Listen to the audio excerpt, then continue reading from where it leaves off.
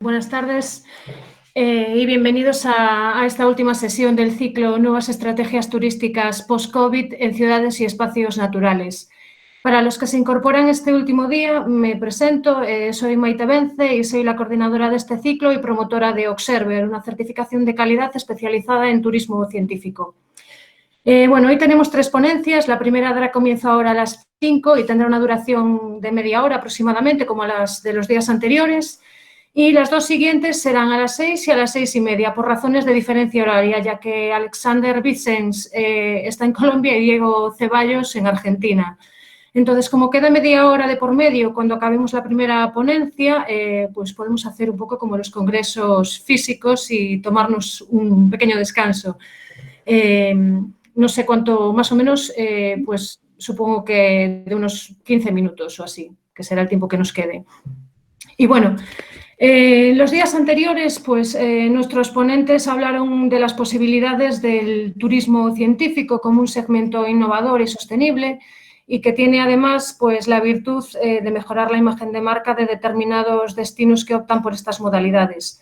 Hoy en la primera ponencia hablaremos, entre otras cosas, de una de las modalidades de turismo científico más desarrolladas en todo el mundo y que también es una de las que más impacto económico generan, que es la ornitología.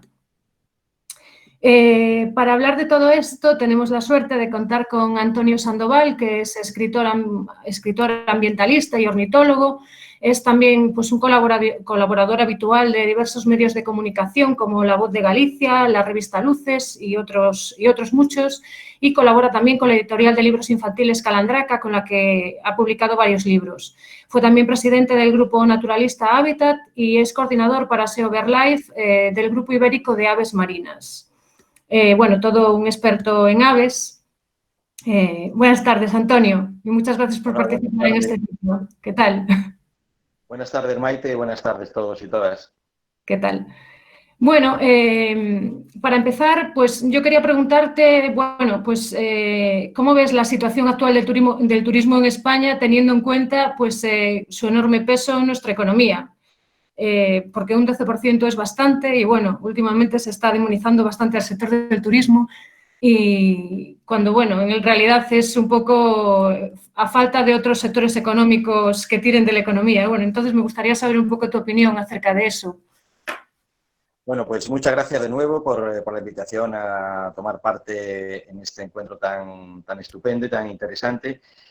Yo voy a hablar desde la mayor de las prudencias, la mayor de las incertidumbres y con mucho pudor y mucha cautela, porque no soy un experto en el ámbito del turismo, soy practicante, elaboro productos vinculados para el turismo, pero no soy un estudioso del turismo. La situación, ¿cómo la veo? Pues yo creo que compartimos todos una preocupación muy seria, ¿no? La que acabas de describir tú.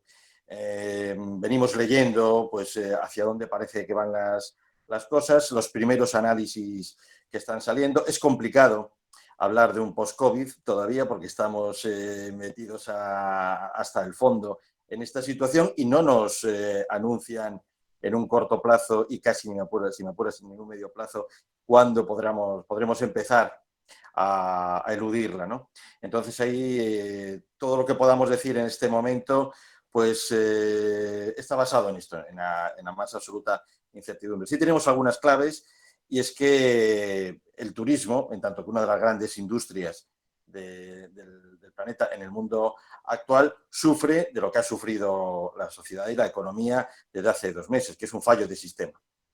Hay lo que se ha llamado también una metacrisis. Todo lo que es el sistema basado en una explotación excesiva y anunciadamente bestial de los recursos naturales ha roto por el sitio que hemos visto. Ya sabíamos que estaba rompiendo por otros. De sobra conocemos lo que estaba pasando con la emergencia climática, etcétera, etcétera. Bueno, pues ha roto por aquí y ha generado esta situación en la que estamos. Esto es un primer punto de atención, entiendo yo, cara hacia dónde debemos de ir. Y yo creo que es lo que igual deberíamos de hablar en sentido profundo. Y por ello profundo es también cuál es nuestra filosofía de mundo que queremos tener y, por lo tanto, nuestra filosofía personal y también profesional.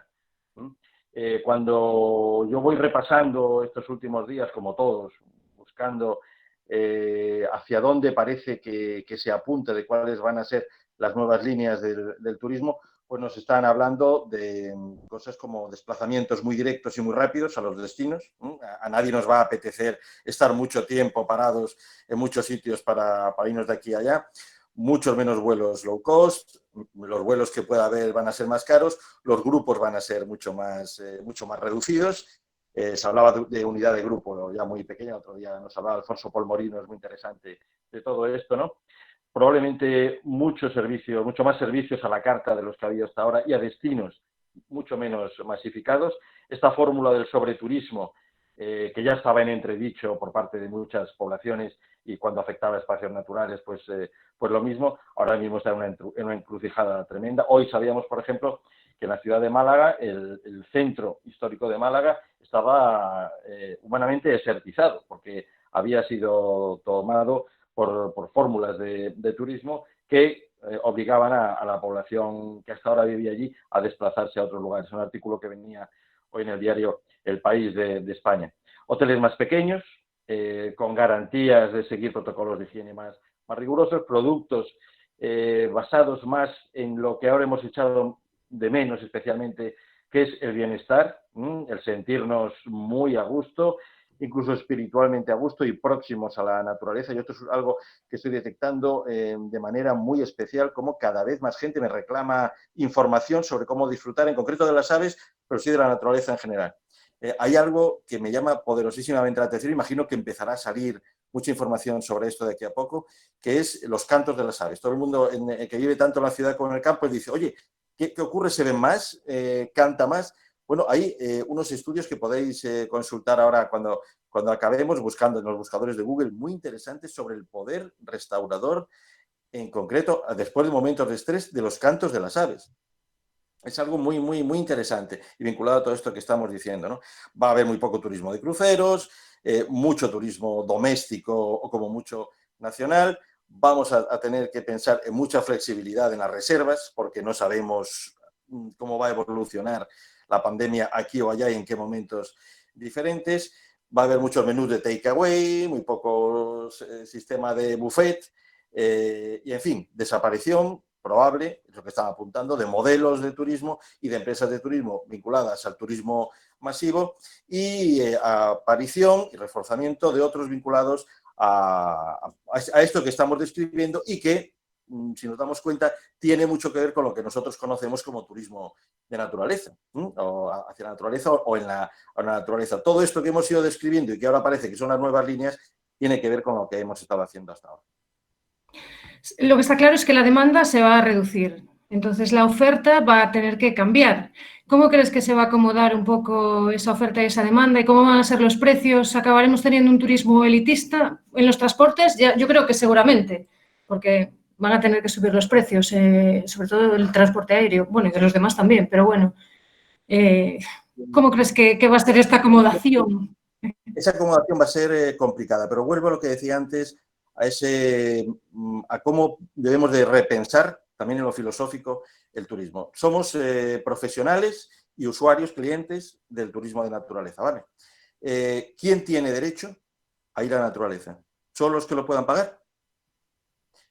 Sobre todo, ya estamos hablando de toda la ciudadanía, de toda la población, pero pensemos, por ejemplo, en las personas más vulnerables y en los niños y niñas más vulnerables. Solo aquellos cuyos padres se puedan permitir ir a la naturaleza van a poder disfrutar de un desarrollo personal y del grado de desarrollo a muchos niveles que ofrece, que han descrito muchos psicólogos y pedagogos que ofrece esta naturaleza. Bueno, del mismo modo que los estados tienen que empezar a habilitar sistemas para que la gente, sobre todo las personas en situación más vulnerable, puedan superar la situación que se nos viene encima, también yo creo que deberíamos empezar a pensar en activar formas por las cuales todo el mundo tenga acceso a lo beneficioso que es estar en la naturaleza. Y tanto en las ciudades, creando espacios y habilitando espacios, como en términos de turismo, de poder conocer otros lugares. Esto es ir a la naturaleza es un derecho. En hacer turismo de naturaleza tenemos que empezar a convertirlo a verlo como un derecho. Entonces sí, habrá efectivamente fórmulas de turismo que se conviertan en elitistas, pero cuando hablamos, creo yo, de turismo doméstico y de turismo nacional, de la misma manera que había fórmulas para las personas mayores de ir a disfrutar por unas pocas semanas de vacaciones en el Mediterráneo, aquí en el caso de España, pues tenemos que empezar a pensar en fórmulas para que el mayor número de población posible pueda ir de manera ordenada, evidentemente sostenible, con todos los mecanismos para evitar daños en los ecosistemas, que todos conocemos los que estamos aquí hablando, pero puedan acudir a los espacios naturales. Y especialmente el turismo que podamos llamar de grupos de escolares más reducidos, pero que se puedan habilitar para ello, porque no debemos de olvidar el hecho de que los niños y las niñas que hoy seamos capaces de formar en los principios que rigen los ecosistemas a nivel local, a nivel nacional y también a nivel global, son los que van a tomar decisiones respecto a qué hacemos con esos ecosistemas el día de mañana, entre otras decisiones, las de cómo corregir los errores que les hemos dejado nosotros en herencia. ¿Crees que tendría que tener el turismo un papel educador? ¿Cuál crees que puede ser el papel del turismo y de los profesionales de la naturaleza en la reconstrucción económica de esta crisis? ¿O En del la sector? reconstrucción económica y probablemente social. Yo creo que es Sí. un papel, por esto que estoy diciendo, muy importante. Estamos ante toda la sociedad, toda la humanidad, y por tanto todas las empresas, nos encontramos ante una disyuntiva ética, moral, que es optamos por modelos que sigan con lo que ha creado hasta donde hemos llegado ahora, esta situación de emergencia climática, fenómenos como esta pandemia, la destrucción de la biodiversidad. Ahora sabemos que tenemos un 25% menos de insectos, de masa de insectos a nivel mundial que hace 30 años. ¿Seguimos por esa línea o buscamos otras nuevas? El turismo de naturaleza desde siempre ha optado por otras nuevas. Ahora tenemos que intentar que sea una parte fundamental de la reconstrucción y de la construcción de ese futuro que deseamos. En este sentido, casi estamos hablando quizá de un turismo comprometido, de un turismo activista y de un turismo, sin apuras, hasta combativo. Desde el punto de vista de los profesionales y de los clientes, ¿por qué apuesto yo? ¿Dónde pongo yo mi esfuerzo como profesional y dónde pongo yo mi compromiso como cliente? ¿No? Tenemos que tender a la reconciliación con los ecosistemas y esto se hace con el tipo de turismo que practicamos nosotros. ¿Tú crees que la ornitología va a salir reforzada o qué cambios crees que se pueden poner en marcha en este segmento del turismo ahora para adaptarse a esta nueva situación?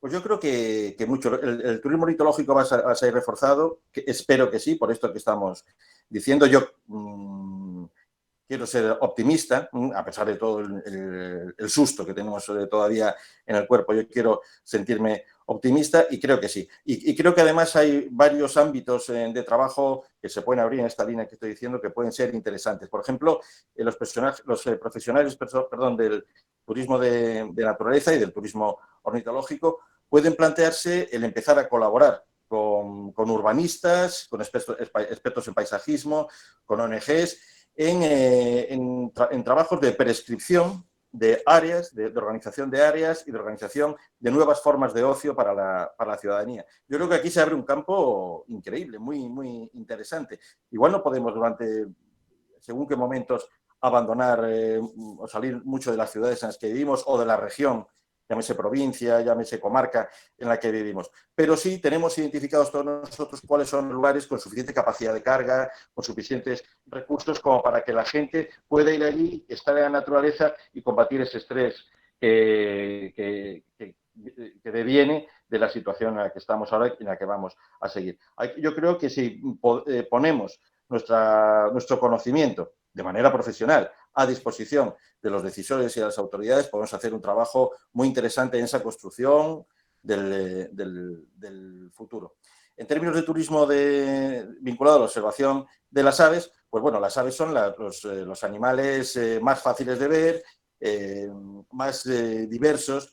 Hablábamos antes de los cantos, también podemos hablar de los colores, y que tienen un atractivo muy especial en muchos sentidos. Por un lado, funcionan como cicerones de los espacios naturales de manera muy, muy atractiva, siguiendo a las diferentes especies de aves que podemos encontrar en un ecosistema podemos interpretar y guiar muy bien una visita turística a ese ecosistema, y a mí me gusta que funcionan como reclamo. Las aves se reclaman unas a otras con sus cantos, con sus voces, con lo que llamamos los ornitólogos con sus reclamos. Bueno, pues también puede funcionar muy bien a la hora de llamar la atención sobre los espacios naturales. Ven aquí, que aquí puedes observar todo esto, y además de una forma que siempre a mí me resulta muy atractiva, es que no es del todo seguro lo que vayamos a ver. Las aves son muy suyas. Hay días que vemos un montón y muy diferentes, otros días que al día siguiente vas y lo que encuentras es actitudes o especies totalmente diferentes, lo cual introduce el factor aventura, ¿no? Yo creo que esto puede empezar a funcionar muy bien. No tanto quizá ese turismo de desplazamiento a lugares lejanos en busca de ver muchas especies de aves diferentes que anotar y hacer listados, como hay muchas empresas que se dedican a esto. Esto quizá va a tener que esperar, pero en nuestro entorno más inmediato no debemos olvidar que hay un desconocimiento por parte de la sociedad muy serio de lo que son las aves y lo que es la naturaleza. Un desconocimiento que es un ámbito absolutamente abierto y nuevo para generar conocimiento y, por tanto, disfrute. Y, por suerte, bueno, en la inmensa mayoría de los países del mundo y cerca de las ciudades y las poblaciones hay muchos espacios naturales donde desarrollar este tipo de acciones. ¿Cuál es el perfil de turistas ornitológicos? Porque sí que es verdad Pues que es una modalidad muy, yo creo que bastante desarrollada dentro de lo que son las modalidades de turismo científico, pero los turistas ornitológicos están muy especializados y saben mucho de aves. No, sí, efectivamente, hay un esa es poco de mi todo. impresión.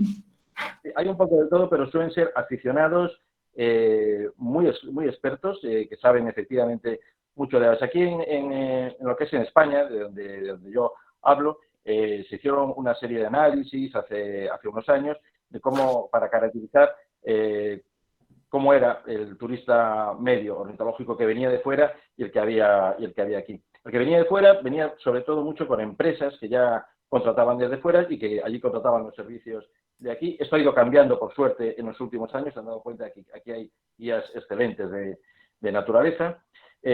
También suele ser gente de edad media alta, en su periodo ya vital de descanso, pensionistas, jubilados, y que efectivamente desarrollan esta actividad de manera muy intensa y saben muy bien a lo que vienen.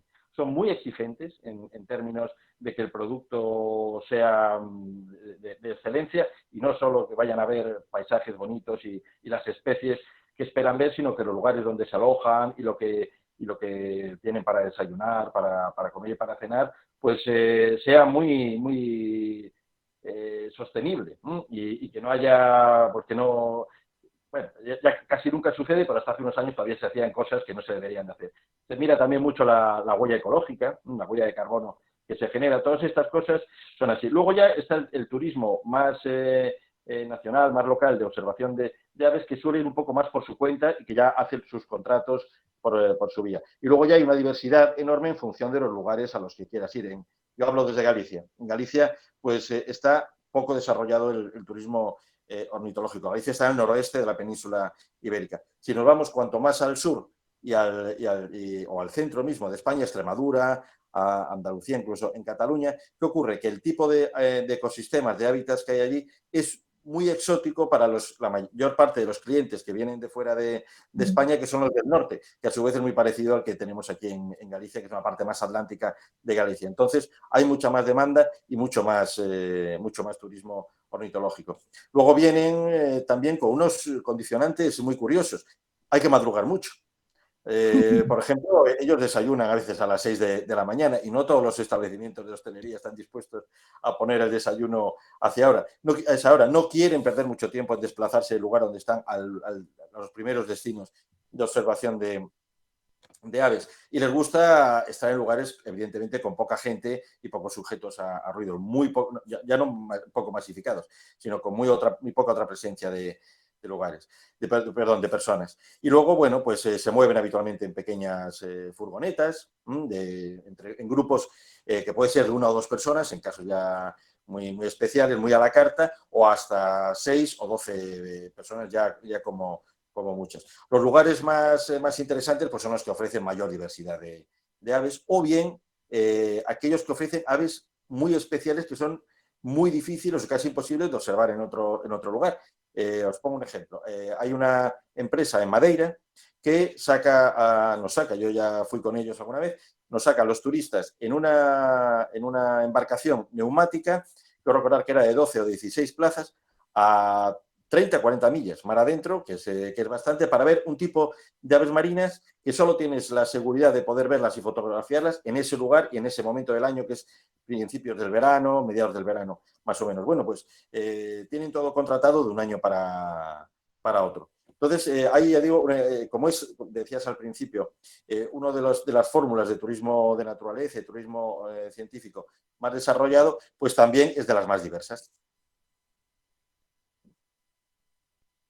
¿Tú cómo crees que se pueden atraer nuevos turistas para hacer ornitología? O sea, gente que no sea experta, ¿cómo atraer a nuevos adeptos? Bueno, Ornitólogos. hay muchas, según de dónde también, ¿no? Por ejemplo, en un lugar como Reino Unido, la Royal Society for the Protection of Birds tiene ahora mismo del orden de 1.200.000 socios. O sea, la revista que les llega a sus casas una vez al mes o una vez cada 3 meses, no recuerdo cuál es, ya es una vía de penetración en ese mercado potencial extraordinario, ¿no?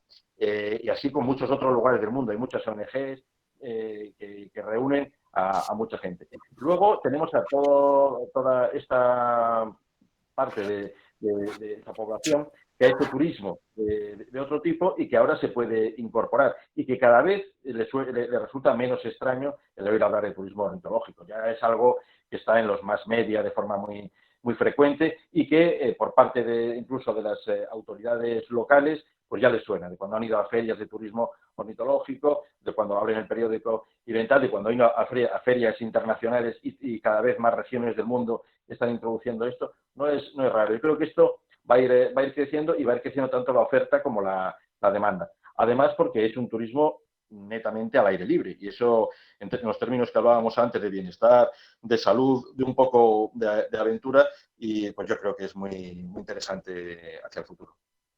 Pero ¿te parece que puede ser también un turismo familiar o incluso, bueno, para niños, para familias con niños? Claro que sí. Sí, es ideal para familias con niños.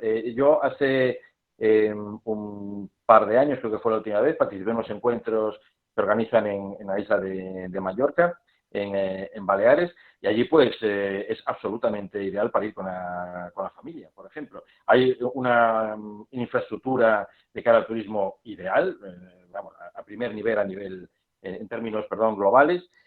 Hay unos hoteles estupendos y detrás de los hoteles lugares para ir a pasear para observar aves. Y son lugares, por ejemplo, en la zona noreste de Mallorca, donde sales del hotel y en media hora ya estás viendo cantidad de especies de aves diferentes. Y hay parques naturales en bicicleta a 15 minutos. Hay muchos lugares como este, ¿no? En concreto la zona de Alcudia, que se pueden desarrollar de manera muy parecida y que brindan pues, la posibilidad de quien quiera levantarse pronto de la familia se va a pajarear, los otros se pueden quedar en la piscina, toda la familia puede irse, pues en el caso de Alcudia, al Parque de la Albufera, que ya digo, ir andando o en bicicleta, y hay unas rutas estupendas con observatorios para mirar. A los niños les encanta lo de los prismáticos y es muy divertido lo de hacer fotos y poder compartirlas en las redes sociales. Con todo esto se va creciendo una población potencial vinculada a observación de aves, yo creo que muy interesante. Bueno, como estamos en Galicia, te lo tengo que preguntar, ¿dónde podemos observar aves en Galicia? ¿Y Bueno, qué en tipo? Galicia tenemos cantidad de lugares muy chulos para observar aves. Es muy diversa esta comunidad porque tenemos la parte sur-este, que es la más mediterránea, pues las montañas de Invernadeiro y ya sobre todo la zona de Berín, que es muy mediterránea, y podemos encontrar aves muy parecidas a las que puede haber, por ejemplo, en la parte más próxima de Castilla y León, incluso en Extremadura. Tenemos montañas, tenemos mucha costa, pero lo mejor que tenemos para ofrecer en Galicia, desde mi punto de vista, son las aves marinas. Por aquí circula una parte enorme de lo que es el río migratorio de aves marinas en otoño. Y de hecho son cada vez más los profesionales del turismo ornitológico de fuera fuera de Galicia y de fuera de España que están empezando a interesarse por esto. Hay un par ya de iniciativas, bueno, 2 o 3 iniciativas de turismo marinero vinculadas a la observación de las aves. Está el barco Chasula en Ogrove, que ya lleva varios años haciendo una cosa preciosa, y está otro barco que lleva trabajando desde hace un año en la zona del norte, en Estaca de Bares, que también ha tenido un éxito estupendo este año, por ejemplo, ¿no? El mejor lugar, lo que acabo de mencionar, Estaca de Bares. Allí ahora, entre agosto y septiembre, no hay día en el que no haya varias personas y cada vez más de varias nacionalidades instaladas para observar los movimientos de aves marinas. Algunas de ellas empiezan a reservar del orden de 15 y hasta 20 días todos los años en los establecimientos de la zona para observar aves. Y cuando esta gente llega allí y por los vientos, porque esto depende mucho de los vientos, los movimientos de las aves marinas, los vientos no son favorables para observar aves, cogen y se van, por ejemplo, a Asturias o se van a Zamora, a la zona de Villafácila. No tienen ningún recelo en coger el coche de madrugada y conducir 3 o 4 horas, porque ¿qué van a encontrar allí?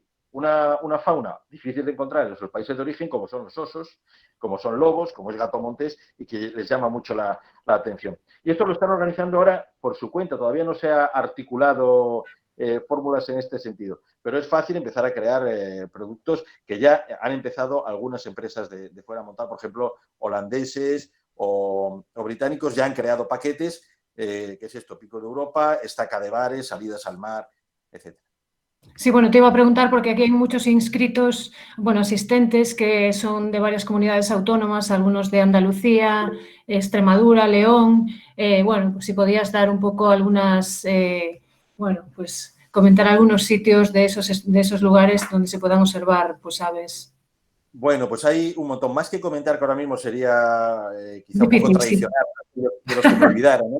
Sí. Porque la verdad es que tenemos la suerte aquí en este país de disfrutar de lugares extraordinarios para observar aves y también, lo que iba a decir, de herramientas que ha creado las diferentes administraciones autonómicas, incluso comarcales, en las cuales se desarrollan online, por ejemplo, la oferta y los recursos que hay para desarrollar experiencias de turismo ornitológico. Por ejemplo, la Junta de Castilla y León tiene el programa TIO, yo creo que Asturias también tiene un programa desarrollado, Navarra tiene un programa de Birding Navarra, Euskadi también tiene Birding Euskadi, la propia Comunidad de Madrid, Extremadura tiene un desarrollo tremendo y organiza una feria FIC de turismo ornitológico todos los años. La verdad es que vas buscando en los buscadores habituales y van a aparecer todos los recursos que hay, incluso todas las empresas con las cuales se pueden establecer alianzas para trabajar en esta línea.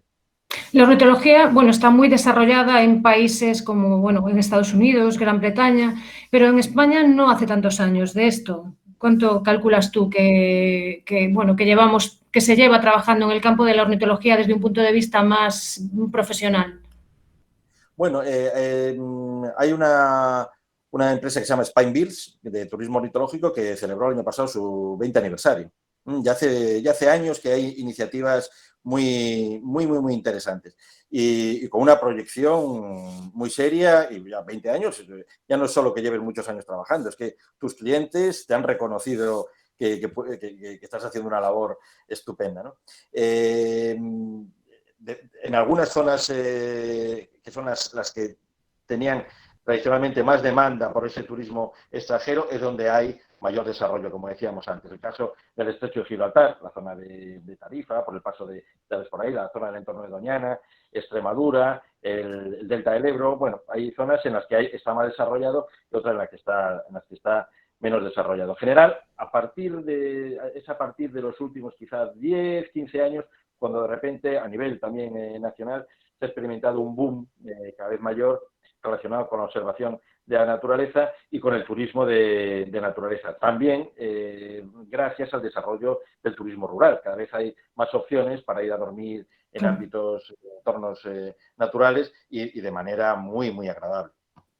Pero crees que hay, bueno, ya termino yo porque creo que hay algún asistente que quiere hacer alguna pregunta y quiere entrar en directo.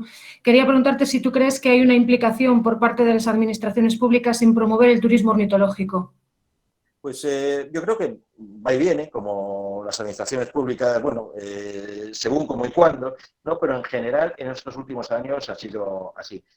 Por ejemplo, hay varias ferias que llevan en marcha unos cuantos años. La más veterana es la Feria de Turismo Ornitológico de Monfragüe, que se celebra todos los años en Extremadura, perdón, que se celebra en el Parque Nacional de Monfragüe. Hay otra feria en Doñana, todos los años en primavera, hay otra más en Cataluña, en el Delta del Ebro, en Castilla y León, en el centro de Madrid, en el Paseo del Prado se organiza también estos últimos años una feria. Empieza a haber acciones de este tipo y luego a crear herramientas para este turismo, en las fórmulas habituales, en herramientas online, folletos, mapas y bueno, sistemas para dar a conocer a los potenciales clientes este tipo de ofertas. Vale, pues le voy a... Gracias, Antonio. Le voy a dar paso a Rocío, que te quiero hacer una pregunta en directo. Adelante. Hola, buenas tardes a todos. Bueno, quería preguntar cómo se puede empastar el hecho de que tanto administraciones como arquitectos que trabajen en sus despachos puedan trabajar como urbanistas y expertos en paisajismo que has comentado, para desarrollar pues, destinos de turismo ornitológico y atraer a nuevos viajeros, turistas, científicos o no en general, que antes iban a otros destinos. Bien, iban a países centroeuropeos o sea, lejos de España, o a otras ciudades de España, o al turismo de playa y comodidad. Entonces, claro, yo veo que, claro, habría que hacer una serie de infraestructuras, yo me estoy imaginando, pues un maravilloso hotel rural de madera, con materiales nobles y, claro, con spa, con piscina, con comodidades, con un parque infantil, todo. Y con poca gente, además. ¿Eso cómo se empasta con la economía familiar de las familias que comentábamos que podrían acudir? Lo veo complicado. Primero, las administraciones tienen que contratar arquitectos, contratar gente que haga esas reformas y desde ya, claro. Bueno, no sé. Y luego otra pregunta ya que...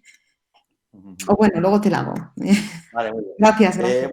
Yo creo que estamos hablando de cosas diferentes, ¿no? Vale, Cuando hablaba de unas fórmulas de trabajo que pueda haber para los profesionales del turismo que se puedan abrir en el corto o medio plazo, además de su actividad relacionada directamente con el turismo, es la colaboración con las administraciones para el rediseño de los espacios comunes. Los profesionales del turismo sabéis más que nadie cómo se mueve la gente, cuáles son sus demandas, cuáles son sus necesidades, todo esto. Y cuáles son las fórmulas que vosotros necesitáis para, en los lugares donde trabajáis, diversificar las ofertas que puede haber. La Diputación de Barcelona, por ejemplo, está haciendo un trabajo muy bonito de urbanismo y de paisajismo vinculado a los caminos naturales que ha hecho la gente desde siempre. Hay lugares donde la gente va a pasear, la gente que tiene la suerte de vivir en zonas pues, más o menos pequeñas y con mucho verde alrededor, sabe cuál es el sitio bonito de paseo, en el cual cuando vuelves te sientes mejor. Ese es un recurso muy, muy interesante. Tú si quieres atraer a un turismo, pues yo te hablo de la ciudad de A Coruña. Si ahora mismo queremos atraer además a un turismo a esta ciudad, que es una ciudad con sus museos científicos, con su gastronomía gallega, con sus playas, pero además queremos atraer un turismo de naturaleza, resulta que aquí, en un paseo en invierno, podemos observar 75 especies de aves diferentes. Esto es andar. Y esto, pues sí, te levantas por la mañana o te vas a hacer tu senderismo en zona periurbana, viendo las olas, viendo las playas, viendo la ría, y esto es un recurso nuevo que aparece. Hay bicicletas de alquiler, que tú pasas la tarjeta y te la llevas, puedes alquilar unos prismáticos y puedes contratar unos guías que te van a acompañar para hacer este tipo de labor. Claro, que esto vaya a sustituir al turismo de playa maxificado, pues no. No, no. Me Claro, parece refiero otro... a algunos de esos turistas, ¿no? Que iban a la playa Claro, este verano, por ejemplo, pues, o sea, cualquiera de nosotros este verano, pues a lo mejor no podemos salir de la provincia incluso. Entonces tenemos que buscar claro, zonas y ya estamos pensando en zonas que nos convenzan. En cualquier caso, esta situación que comentas de la Diputación de Barcelona, estamos hablando de una inversión, porque en ciudades claro. donde a lo mejor esa inversión no la hay, yo creo, yo soy de León, yo creo que hay, buscas en internet y hay rutas que están por escrito, Claro. rutas de botánica, parques de León, zonas que ni los de León conocemos, pero no están señalizadas, no hay carteles en los diferentes tipos de árboles. Entonces, se necesita una inversión de alguien, de las administraciones. Hay que hacer una inversión, generar conocimiento y además, lo que decía yo al principio, vincularlo a esa filosofía de que todos tenemos derecho a disfrutar de la naturaleza. O sea, que esta inversión no se hace solamente para los turistas y para las empresas que viven del turismo, sino que todo eso queda hecho para hacer trabajos con los escolares del municipio de León, con los que puedan venir de fuera a disfrutar, por un lado, de la catedral, del centro histórico de León, y luego te vas por el paseo de Papalaguinda y sigues por el río, a la confluencia de los dos ríos, y ahí puedes observar cantidad de cosas diferentes Sí, sí, y sí. bien organizado con vosotros y con los urbanistas, Claro, incluso sí, antes sí, sí, sí. de picnic, y poder estar haciendo, si ahora a corto plazo no se pueda poder hacer pues estas otras fórmulas de restauración que decíamos, que no sabemos porque estamos hablando de cuándo se va a poder hacer. Bueno, pues se pueden articular fórmulas de takeaway, yo me llevo aquí el picnic y tal. Bueno, ir pensando todo este tipo de acciones, pero con esa filosofía entiendo yo, de igualdad en el derecho al acceso a la naturaleza, que es bueno, porque es que es algo, esto de lo que hablan psicólogos, pedagogos. Hay un pedagogo norteamericano que habla en términos de vitamina N. La vitamina N, que es el nombre de la colección de libros de naturaleza que tiene precisamente la editorial Calandraca. La vitamina N es la vitamina N de naturaleza. Porque el ir, por ejemplo, a observar aves, empiezas a hacer ejercicio físico, porque tienes que caminar o ir en bicicleta. Ejercicio visual. Nos pasamos demasiado tiempo mirando las pantallas, los niños metidos en espacios cerrados. Ejercicio visual y de atención a muchas formas a tu alrededor. Ejercicio auditivo. De repente empiezas a activar las atenciones, la capacidad de atención física de manera muy especial. También es un ejercicio emocional, sensorial e intelectual a la hora de explicarte por qué aparecen estas aves allí, estas otras no, cómo se interrelacionan entre ellas, y cuando el guía te empieza a plantear preguntas y te ayuda a encontrar soluciones, el ejercicio intelectual es extraordinariamente interesante y sales muy satisfecho de una visita de este tipo. Y a esto tenemos derecho todos. No puede ser algo que solo sea para personas y que empecemos a considerarlo como algo elitista. A nivel local, para las poblaciones locales, y a los que vengan de fuera a nivel de profesional de turismo. Muchas gracias. Gracias, Antonio. Hay otra pregunta. Preguntan si puede ser incompatible esta modalidad con otras de turismo de naturaleza que rompan, entre comillas, las condiciones de observación. Claro, eso hay por ejemplo, si buscáis en la Sociedad Española de Ornitología, SEO BirdLife, tiene un documento PDF que se puede descargar, que es muy interesante, sobre turismo ornitológico, en concreto, donde analiza muchas de las preguntas que pueden estar surgiendo en este momento. La página web es seo.org, seo.org. ¿Vale? Y buscáis ahí turismo ornitológico y os descargáis varios documentos. Hay uno sobre turismo ornitológico, otro sobre turismo marinero, por ejemplo. Y entonces, claro, hay una serie de actividades que no son compatibles con el turismo ornitológico.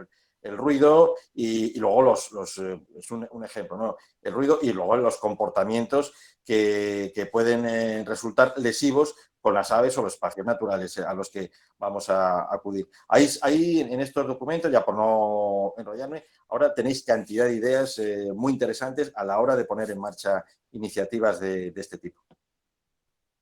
Hay también unas cartas, perdón Maite, la propia Sociedad Española de Ornitología pues hace un reconocimiento, un tipo de certificado en materia de los establecimientos y empresas que desarrollan actividades de turismo ornitológico, como reconociéndoles que están cumpliendo a rajatabla pues los criterios que se exigen para este tipo de actividad. Muy bien, pues en principio por aquí no hay más preguntas. gracias, te dicen. Y gracias de mi parte también. Fue, bueno, muy interesante tu ponencia, aprendimos mucho, desde luego. Lo que está claro, lo que a mí me parece es que hay el turismo de naturaleza en general, en la naturaleza, el ecoturismo, el turismo sostenible, todos esos conceptos que todos utilizamos habitualmente. Bueno, en el fondo yo creo que hay un gran desconocimiento acerca de todas las posibilidades que pueden ofrecer para crear un nuevo modelo de turismo que sea más sostenible económicamente y socialmente. Yo creo que deberíamos hacer más labor de divulgación porque yo creo que es necesaria también a la hora de que se desarrollen más políticas públicas que promocionen este tipo de turismo con más conocimiento de base.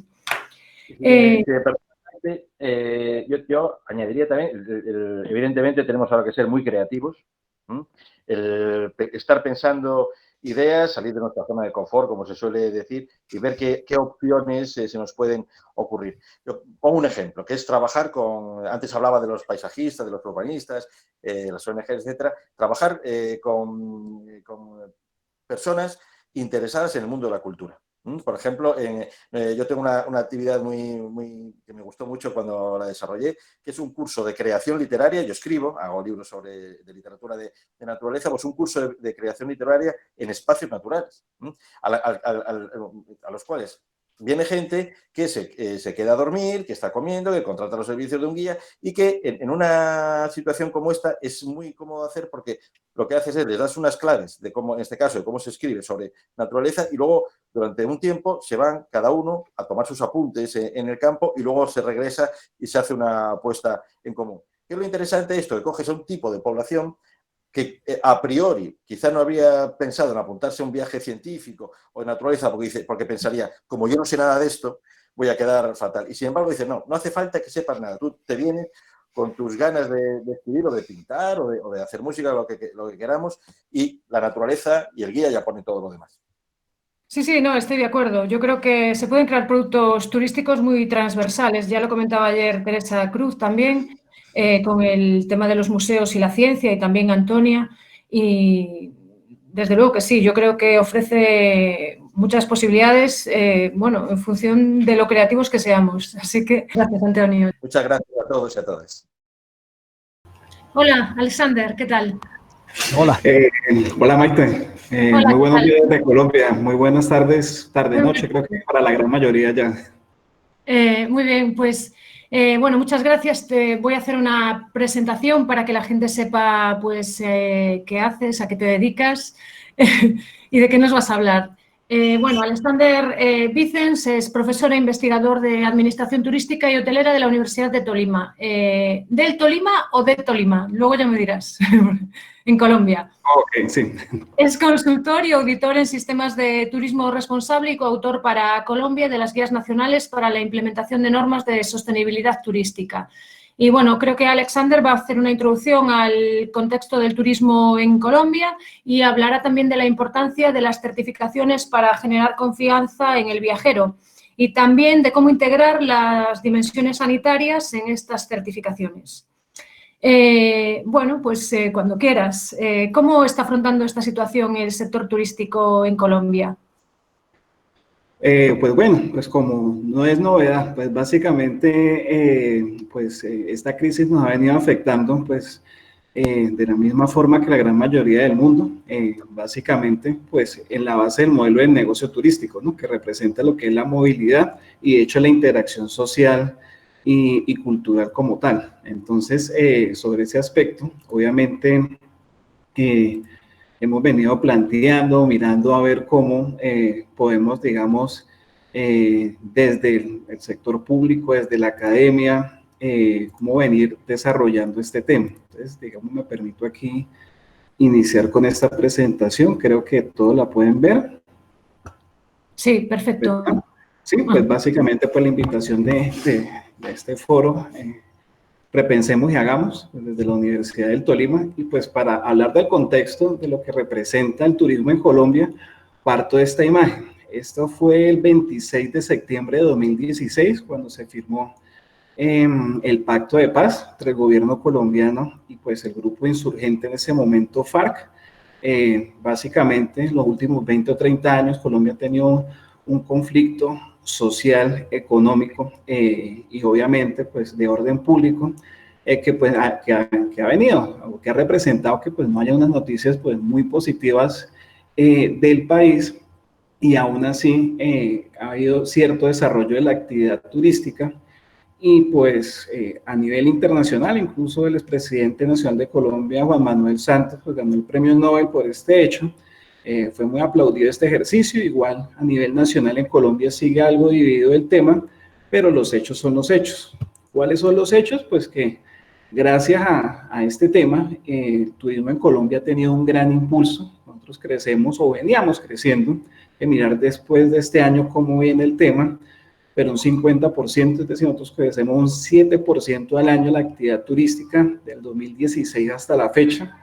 Esto representado en unos 15.000 millones de dólares y ha afectado a toda la cadena turística. Algo de lo bueno que en su momento trajo el conflicto armado en Colombia es que muchos lugares en Colombia, precisamente naturales, culturales y demás, pues quedaron escondidos, y ahorita pues el turismo ha llevado a que se redescubran, ha llevado también a que poblaciones locales, desde campesinos hasta grupos étnicos, nosotros tenemos una gran riqueza étnica en cuanto a grupos indígenas o afrodescendientes como el que yo represento, ¿verdad? Y se ha podido, digamos, generar productos con exportación de servicios internacionales de turismo en esta materia, ¿verdad?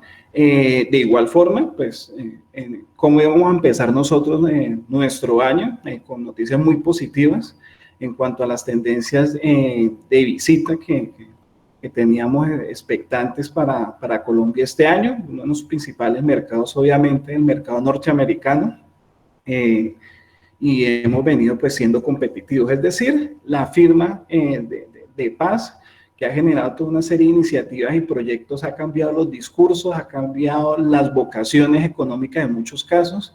En este momento, antes de la pandemia, el turismo representaba el segundo renglón por el cual Colombia percibía ingresos. El primero, obviamente, como creo que buena parte del mundo, tiene que ver con las energías, es decir, el petróleo, minería y demás.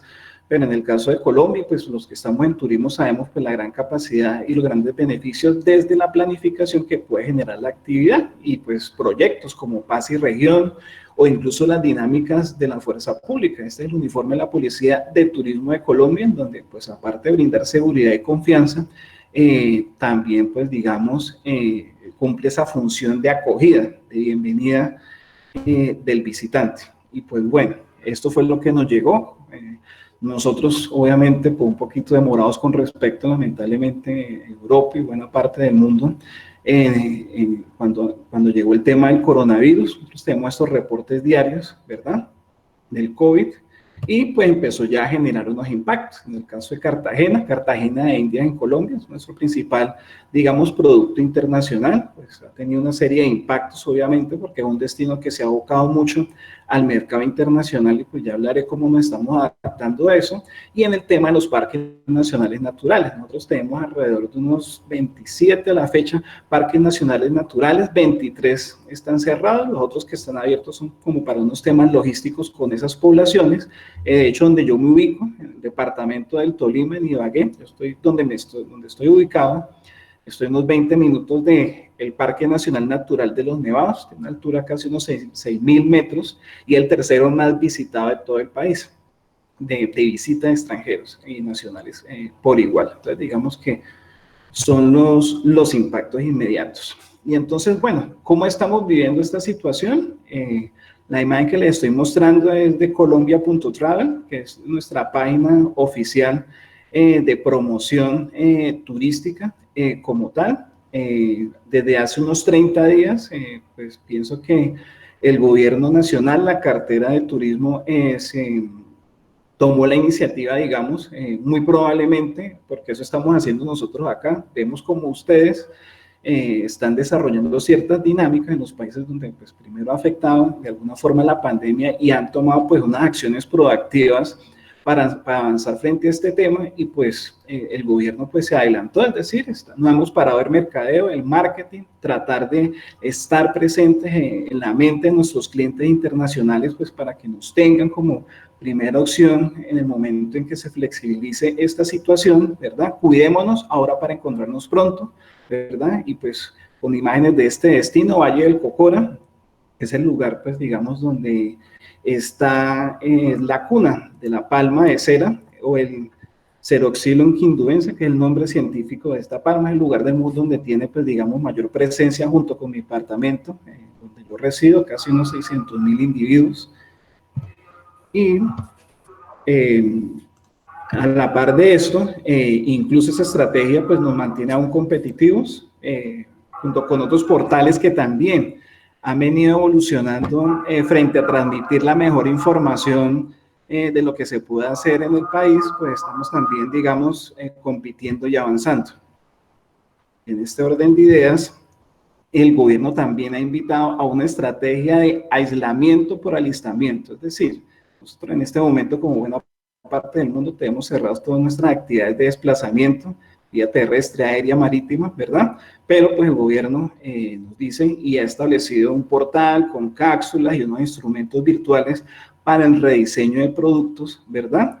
Y ha establecido unas 4 líneas estratégicas para poder avanzar, digamos, en poder reactivar y recuperar la actividad como tal.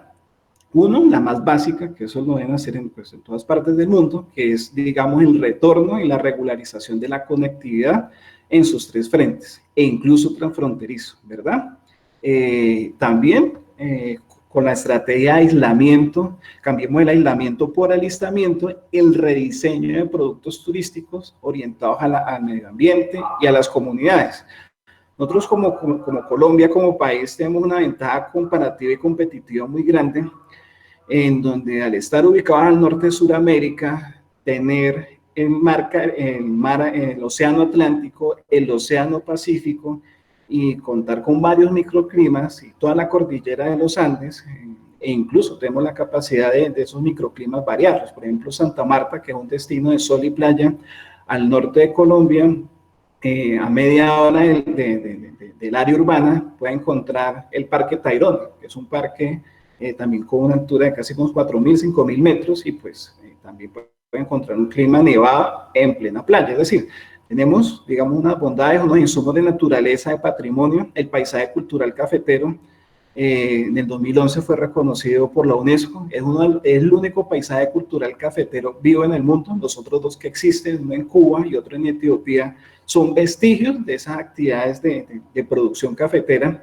y todo esto, digamos, pues está rediseñando y orientando, y pues nos da, digamos, una ventaja de entrada a la hora de lo que se ha dicho, pues en muchos espacios, congresos y seminarios alrededor del mundo y de los gobiernos, en que pues el comportamiento del turista post-COVID va a ser orientado a sus productos de sostenibilidad y naturaleza como tal. Obviamente, también tenemos una ventaja, no hay destinos en Colombia que dependan totalmente de la llegada de extranjeros, entonces nos permite en el corto plazo reconvertir esos productos dentro del mercado nacional. Obviamente, no se va a percibir lo mismo, porque pues lo que yo le cobraba o los servicios que yo tenía, el alistamiento de servicios que yo tenía para un turista extranjero, pues no va a ser lo mismo que para el turista nacional, pero por lo menos genera liquidez y algo de flujo de caja. Entonces, eso va en línea, digamos, con el tercer punto. Como buena parte de todos los países, motivar mucho el turismo interno. Hay una campaña, un hashtag, yo voy a Cartagena de Indias, yo voy a Bogotá, yo voy a Medellín. Es decir, esa es como la estrategia que está motivando para, digamos, generar esa primera reactivación del turismo a nivel interno, y pues aspiramos, como buena parte del mundo, que pues el primer trimestre de 2021 ya tengamos pues esa actividad internacional. Todo va a depender del desarrollo de cómo se viene manejando el virus. Por último, en este aspecto, en la reactivación que propone el gobierno colombiano, está el tema de turismo de calidad y sostenibilidad. Desde hace aproximadamente, Colombia cuenta, hace unos 15 años, con normas técnicas nacionales de calidad y sostenibilidad turística. Algunas de ellas son requisito para que las empresas turísticas y hoteleras de Colombia puedan ofertar su servicio, aparte de tener los registros mercantiles ante el respectivo ente que regula el tema mercantil y de negocios, tiene que, digamos, demostrar evidencias que está implementando estas normas, curiosamente concentradas en su obligatoriedad en el tema de sostenibilidad y turismo de aventura. Bueno, aquí cómo plantear repensar el turista y cómo plantear ese rediseño de productos. Básicamente hay que tener pues 3 aspectos básicos, pues como la propuesta que les traigo el día de hoy, ¿verdad? Y sobre la base que ha girado esta cuarentena. El distanciamiento social, ¿verdad? Pues, ¿qué efecto me está generando el no verme con otros como me veía antes, o no poderme mover, ¿verdad? El tema psicológico, la seguridad del turismo van de la mano, y eso, digamos, es lo que tenemos que pensar mucho a la hora en que podamos ofertar esos primeros servicios y generar esos temas de seguridad. No estoy muy convencido, y lo seguiré hablando, y pues para pronto las preguntas que surjan sobre el tema, de que tener un sello o una certificación exclusiva COVID-free o de bioseguridad sea la solución en esto. No sé si la mente del turista lo está pensando de esa forma, y el tema del poder adquisitivo.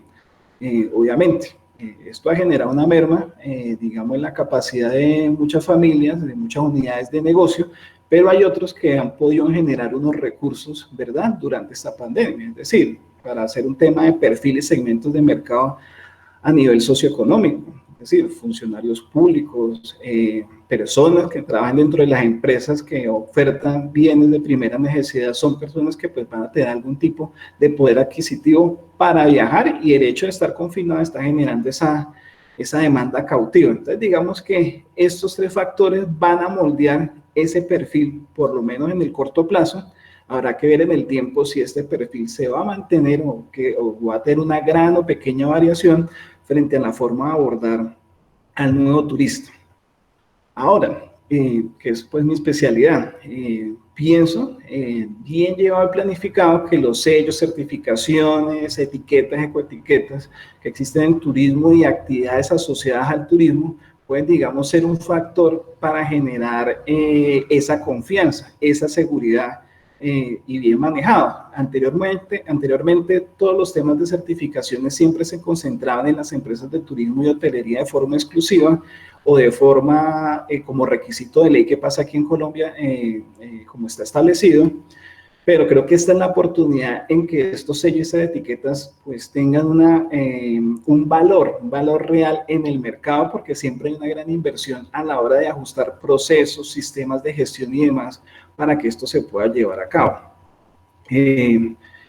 Aquí hay un tema, por ejemplo, esto que pongo en signo de interrogación, que son los primeros sellos internacionales que hasta la fecha yo conozco.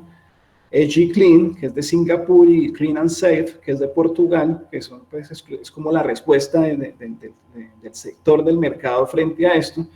Pero pues yo considero que tras muchas certificaciones y etiquetas que desde hace muchos años existen, esta es la más conocida, me imagino, por la mayoría del público, esta es la de Colombia, ya hay, digamos, un recorrido y un bagaje, por así decirlo. Entonces no sé qué tanto puede ser el valor de tener certificaciones exclusivas COVID-free o que apunten exclusivamente a la bioseguridad para generar esa confianza al turista, porque pues, si no acá, si en el día de hoy nos dicen que ya existe una vacuna y que ya se va a implementar de manera masiva, pues no sé qué valor tendrá y la sostenibilidad, a largo plazo estas certificaciones. Considero, y es como pues la sugerencia, el tema de discusión que pongo aquí, que esa dimensión sanitaria de bioseguridad deberían incorporarse a las ya existentes. También de igual forma hay que recordar que muchos de estos sistemas de certificación tienen matrices para identificar riesgos e impactos. Entonces sería como la forma de ir incorporando estos estándares y no generar de pronto más confusión de la que pueda haber, porque tener un sello exclusivamente en esto, y como lo vi en un medio español incluso, es como si yo en una piscina de un hotel colocara un aviso no te ahogues, o sea, eso no me da garantía de nada. Entonces digamos que la discusión debería ir bajo ese enfoque, porque pues no estamos seguros en qué medida pues el público nos está exigiendo un certificado como tal. De igual forma, por lo que he visto el caso aquí en Colombia y algunos países de América Latina, están apostando a que estos sellos sean por empresas. Considero que el ejercicio debe empezar por el destino, porque yo qué hago certificando unidades de negocio cuando a nivel de destino pues tenemos una serie de falencias que, en el caso pues, de países como Colombia, pueden, digamos, impactar el sistema de salud pública. Entonces debe ser un ejercicio macro de gobernanza público-privada para empezar a desarrollar estos estándares o incorporar, como bien venía mencionando, esos estándares sanitarios a los modelos de gestión que actualmente existen. Y eso se va disgregando hasta nivel de producto. E identificar, y considero que en esto el turismo sostenible y la modalidad de turismo cultural y de naturaleza tienen, digamos, una gran fortaleza en esta situación, en ese diseño de productos. Voy a dar un ejemplo concreto. Uno de los productos de exportación, y que porque nos pueden conocer a nivel internacional aquí en Colombia, son las cabalgatas y los recorridos y también, digamos, sensibilización y talleres de equinoterapia y con caballos de paso fino, que es patrimonio cultural de Colombia. En el caso, pues, creo que más conocido en Europa deben ser caballos de paso fino de las Américas, que es una raza que también se encuentra, y tiene una particularidad en el caso de los caballos, que ellos de manera natural tienen una distancia vital. Mucho se está hablando de esa distancia de 2 metros, 1,5 metros entre personas para asegurar el aislamiento o la distancia social, pero este tipo de producto, gracias al comportamiento del animal del caballo, lo tiene de forma natural y es uno, ya confirmado pues con ProColombia, que es la entidad que se dedica a exportar los bienes y servicios de Colombia, con protocolos ya aprobados para que se pueda operar en el corto plazo. Estoy hablando casi que un mes. Aquí en Colombia ya confirmado pues que tiene unos contactos y pues ha participado en mesas y ha hablado sobre el tema. Entonces, mirar esas dinámicas propias de esos productos que nos pueden llevar a esto.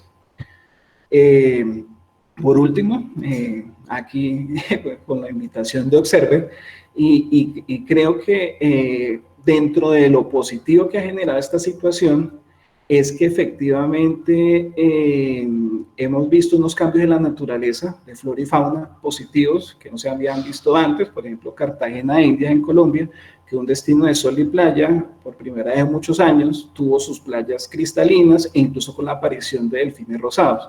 Eso aquí nos entra en una discusión que puede llevar a otro seminario, otro encuentro, es mirar de qué forma ante estas nuevas dinámicas, cómo establecer unas medidas para motivar a que sigan, investigar el origen de esto, y esto puede dar un fuerte argumento o un motivador para el rediseño de esos productos de muchos destinos. Considero que Observan hacer, digamos, el primer sello de calidad en turismo científico como tal, puede establecer esa metodología para aprovechar todos estos cambios positivos que están generando en la naturaleza, y más cuando ya se han venido trabajando en muchos aspectos. Por ejemplo, en el territorio donde yo resido, tuvo lugar la segunda expedición botánica del sabio José Celestino Mutis, español, que fue cura, botánico, expedicionario, y pues nos ha dejado toda una información importante, ¿verdad? Y así en muchas partes del mundo. Entonces considero que esta es una oportunidad para que invitar, y es un buen motivo, pues como discurso de mercado, a reencontrarnos con esos paisajes que dejamos antes y mirar cómo esos cambios han generado unas dinámicas que pueden ser muy positivas, muy agradables, y también generar esos espacios de discusión frente a eso. En este orden de ideas, creo que dejo el espacio abierto para las diferentes preguntas que puedan tener. Creo que en el chat hay varias, pero pues por obvias razones no las he leído. No sé, de pronto Maite que me quiera mencionar. Yo estoy encargada, no te preocupes. Bueno. Preguntan, hay varias preguntas en el chat, efectivamente, que cómo puedes asegurar un COVID-free si ni siquiera las compañías de seguro o las ART cubren nada relacionado al COVID. ¿Y qué alianzas están pensando para lograr eso? Y desde el Estado, desde el ámbito privado, ¿quién asumiría los costos? Precisamente ese es el gran inconveniente, por lo menos que estamos viviendo aquí en Colombia. Es decir, no hay ningún sello que me pueda certificar en la práctica que efectivamente ninguno de mis clientes, turistas, huéspedes, no vayan, digamos, a sufrir una situación en que puedan contagiarse, digamos, del virus como tal. Entonces es peligroso, digamos, de entrada, yo vender, ofrecer un tipo de certificación, porque perfectamente, y la pregunta es clave, si mi cliente se enferma y yo estoy certificado, ¿quién me va a responder por el cliente? ¿Qué aseguradora va a tener de entrada la disposición, digamos, de ofrecerme un paquete de aseguramiento con solo la base del sello? O sea, eso, digamos, no puede ser, pero es una discusión que se está dando a nivel mundial y por el afán de generar confianza con el turista, se está invirtiendo en esto. A mí me parece que las certificaciones son válidas y los protocolos son válidos desde el aspecto de que el gobierno de los diferentes países me autorice a mí funcionar y poner en marcha mi actividad como tal, porque pues digamos que eso es lo que está planteando. Incluso en países como Colombia, pues nosotros no nos podemos dar el lujo, como en Europa, en Francia, que están en cuarentena hasta el 24 de julio, nosotros no lo podemos hacer, tenemos que mirar formas frente a eso. Creo que ustedes en España, creo que en mayo ya tienen ciertas autorizaciones para funcionar, entonces los protocolos sirven como para eso, como para un tema de regulación, pero yo no lo puedo vender como una garantía para el cliente final. Preguntan más. ¿Certificar un destino con estándares sanitarios podría suponer limitar el número de visitantes en esos destinos, pueblos o espacios naturales libres de COVID? Bueno, esa es una pregunta. ¿Y podría suponer limitar el número de visitantes? No sé si certificar un destino con estándares sanitarios podría suponer limitar el número de visitantes en esos destinos, pueblos o espacios naturales libres de COVID. Espera, continúa, porque podría masificarse un destino al que antes no iba gente porque elegía otros destinos. Sería algo complicado limitar el acceso a un pueblo a un número de turistas. Pues ahí entra a jugar el tema de la capacidad de carga frente a esto. Antes siempre se ha propuesto el tema de capacidad de carga como una forma de regular la actividad turística. Aquí estamos viendo la necesidad de implementar temas de capacidad de carga por la salud pública. Considero que sí, se va a limitar, pero aquí está la estrategia del tipo de producto que queremos diseñar. ¿Qué quiero decir con esto? ¿Queremos atraer más turistas o queremos atraer a una mejor calidad de turistas en el ámbito de poder adquisitivo? Es decir, vienen menos turistas pero pagan más, o que se sepan comportar mejor, porque en la práctica, y esto muy probablemente se va a ver, es muy complejo el que tú en una actividad recreativa que te estés integrando y demás puedas conservar los distanciamientos sociales. O sea, es fácil decirlo aquí que estamos tranquilos, pero en la efervescencia de la actividad, la caminata, el recorrido, ¿qué puede pasar allí? Eso se tiene que planificar de antemano y debemos saber entonces qué perfil de turistas queremos generar para esos destinos bajo las nuevas dinámicas. Doy un ejemplo. Aquí hay una isla que se llama la isla de San Andrés, que está, digamos, en el mar Caribe, entre Colombia y Nicaragua, y ellos tienen un problema grande de capacidad de carga. Y el gobernador, pues yo estoy trabajando con ellos un tema, ha decidido dar un vuelco. O sea, es decir, tenían todos los temas negativos y por haber de los efectos negativos del turismo, y decidieron, vamos a aprovechar la oportunidad para reconvertir la oferta turística de la isla. La isla de hecho es reserva de la biosfera de la UNESCO por un tema de corales que ellos tienen allí. Entonces ellos dijeron, y de hecho buena parte de su ingreso depende de los impuestos de turistas que llegan. Entonces dijeron, vamos a sacrificar la llegada de turistas y por lo menos personas que van a pagar el ingreso a la isla, y vamos a tener unos productos de alto valor. Y esa es la estrategia que ellos se impusieron para aprovechar la contingencia. Preguntan más, si tal vez deberíamos empezar a hablar de capacidad de carga sanitaria en circuitos turísticos. Me parece que eso es correcto. Creo que dentro de lo malo, lo bueno es que la crisis nos hizo retomar el tema de capacidad de carga, que es tan esencial. Entonces, ahorita la capacidad de carga no solo per se la vamos a tener frente a lo que sabemos que genera una gran cantidad de personas en un lugar que no lo pueda contener a nivel de ecosistemas, sino que también va a ser un factor para asegurar la misma, valga la redundancia, seguridad del visitante como tal. Aquí lo que el discurso que le vamos a decir a las personas es, mira, es que este lugar soporta tantas personas para asegurar el bienestar de los que están y asegurar tu bienestar cuando puedas ingresar. Ese, digamos, me parece que es la mejor forma de manejar ese discurso y eso es lo que rescato de esta situación, de que, digamos, el tema de capacidad de carga va a ser muy útil. Aquí, por ejemplo, en una región cercana donde yo me encuentro, está trabajando una aplicación móvil para que le diga a los visitantes en los destinos de la oferta de lugares de sitio de interés que hay en un destino, qué tantas personas hay. Y si hay muchas personas que comprometan el distanciamiento social, inmediatamente le recomienda otro lugar para que se dirija. Entonces, con eso estamos prácticamente democratizando, digamos, que cada uno de los sitios de interés en un destino tengan la oportunidad de atender a todos los turistas que quieran realizar algún tipo de actividad y que no se concentren solo en un lugar o en un área de interés turístico, que normalmente eso pasa. Es decir, todo destino turístico atrae turistas, pero hay lugares de más interés dentro de su destino, en defecto o en negativo frente a otros lugares. Sí, eso me parece muy interesante, eso que dices, la verdad. Creo que, no sé si hay más preguntas por aquí, o si alguien quiere intervenir, hacer una intervención en directo, pues también le damos paso. Bueno, yo te quería preguntar también si en qué estado se encuentra el desarrollo del turismo científico en Colombia, porque hay muchos espacios naturales protegidos y me consta que sí que hay una estrategia para desarrollarlo. Sí, en Colombia el discurso está alrededor del turismo científico de naturaleza. El Ministerio de las Ciencias colombianos asumió este proyecto como turismo científico de naturaleza. ¿Bajo qué sentido? La idea de articular actividades de, digamos, de aventura, de recorridos y demás, con todo el conocimiento que nos pueda arrojar las diferentes áreas como la arqueología, la biología y demás. Esa, digamos, es la estrategia que ha tomado el gobierno. Eso está dentro del Plan de Desarrollo Nacional en el factor que se llama economía naranja, es decir, una economía que va más apoyado desde el área social, desde el tema de naturaleza, ¿verdad? Y no desde las formas económicas clásicas que tenemos de producción. Entonces, digamos, esa es la apuesta del gobierno.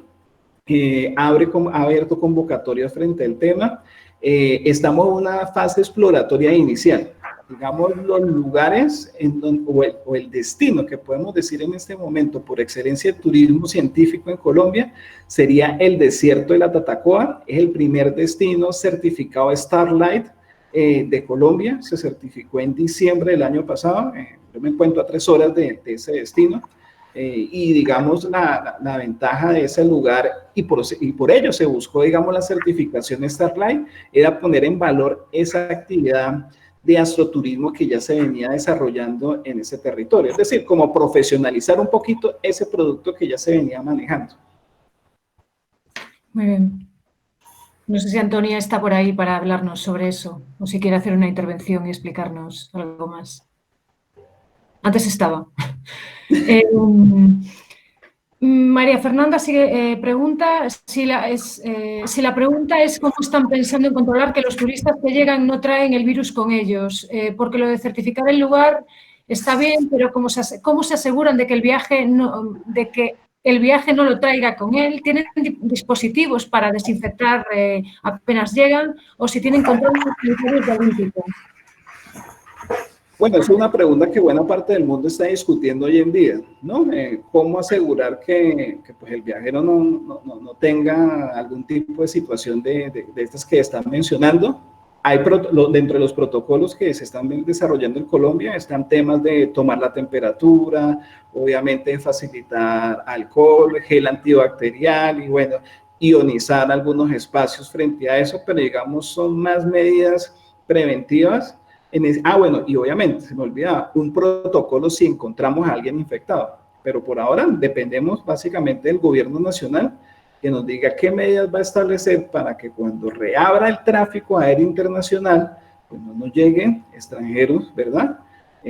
con el tema del virus, porque básicamente aquí en Colombia llegó fue por eso, por extranjeros y por colombianos residentes en lugares donde ya estaba el virus como tal, como buena parte también en España, y pues todos sabemos el origen, pues básicamente del virus como tal. Entonces necesitamos saber a nivel internacional y luego validado por los gobiernos, cuáles van a ser las medidas. Muy probablemente, pienso yo, que en el corto plazo, cuando esto se reactive, se deben tomar tests antes de llegar siquiera al pabellón internacional en Colombia. Es decir, o sea, no te van a dejar casi que bajar del avión sin haberte aplicado esa prueba. Y eso es algo que incluso esta semana la IATA estaba, digamos, que es una organización internacional de tráfico aéreo, está discutiendo y validando esos protocolos porque obviamente a ellos les interesa reiniciar cuanto antes. Esa es la respuesta que puedo dar, es decir, dependemos básicamente de las entidades supranacionales y de las medidas de los gobiernos a mirar a ver qué medidas van a establecer para cuando lleguen esos primeros turistas internacionales.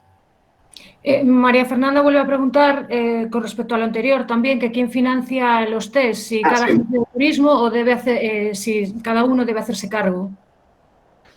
Pues mira, yo creería el deber ser es establecer mecanismos para que de alguna forma el gobierno los financie o establezca unas líneas de crédito muy flexibles para que los empresarios lo puedan hacer. Digo en primera medida el gobierno, ¿por qué? Porque estamos ante una situación sin precedentes y de empresas que no han tenido y muy probablemente en los próximos 3 meses no van a tener una generación de ventas importantes para financiar estos estándares y estos nuevos mecanismos y estos nuevos protocolos que están haciendo. Entonces eso es parte, digamos, del paquete de ayudas que los gobiernos nacionales deben contemplar. Aquí en Colombia han tomado algunas medidas al respecto, flexibilizando el pago de impuestos, financiando en un 30% las nóminas de las empresas. Y cada país pues tendrá mejores o peores acciones de las que estoy mencionando, pero considero que debe ser un tema de ayuda que supera a las pequeñas y las medianas empresas, que es de hecho el 80% del tejido empresarial turístico.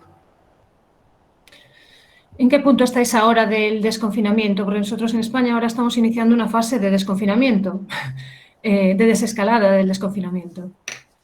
Y que ha relativamente funcionado. Sin embargo, Colombia, por las características que tiene, nosotros macroeconómicamente nos queda muy difícil tener, digamos, un confinamiento total como otras naciones, por ejemplo, en Europa. Es decir, la mayoría de países tienen con qué afrontar, tienen recursos económicos para afrontar esto. Entonces, bueno, en el caso, bueno, digo desde el punto de vista de nosotros, ¿no? Frente a lo que podemos hacer. Obviamente hay realidades y cada quien las vive de manera diferente. Entonces, en este caso, ¿qué le tocó al gobierno nacional acá? Desde hace una semana ha autorizado una reapertura por sectores. Los 2 primeros fueron industria y las manufacturas. Pero ahora está manifestando un problema, es decir, a las manufacturas las pongo a fabricar, bueno, vestidos, telas, lo que sea, pero no están abiertos los centros de distribución al cliente final. Entonces, estamos en esa etapa de discutir qué otros sectores se van a poder abrir, porque de hecho en 3 ocasiones esta semana se ha aplazado la apertura total. Es decir, nosotros estamos confinados oficialmente hasta el 25 de mayo, tenemos algo que se llama pico y cédula, es decir, yo puedo salir 3 días a la semana, 3 horas, dependiendo del número con que mi documento de identificación termine, ¿verdad? Y hay unos salvoconductos o permisos dependiendo los sectores aprobados, que en este caso son industria y las manufacturas como tal.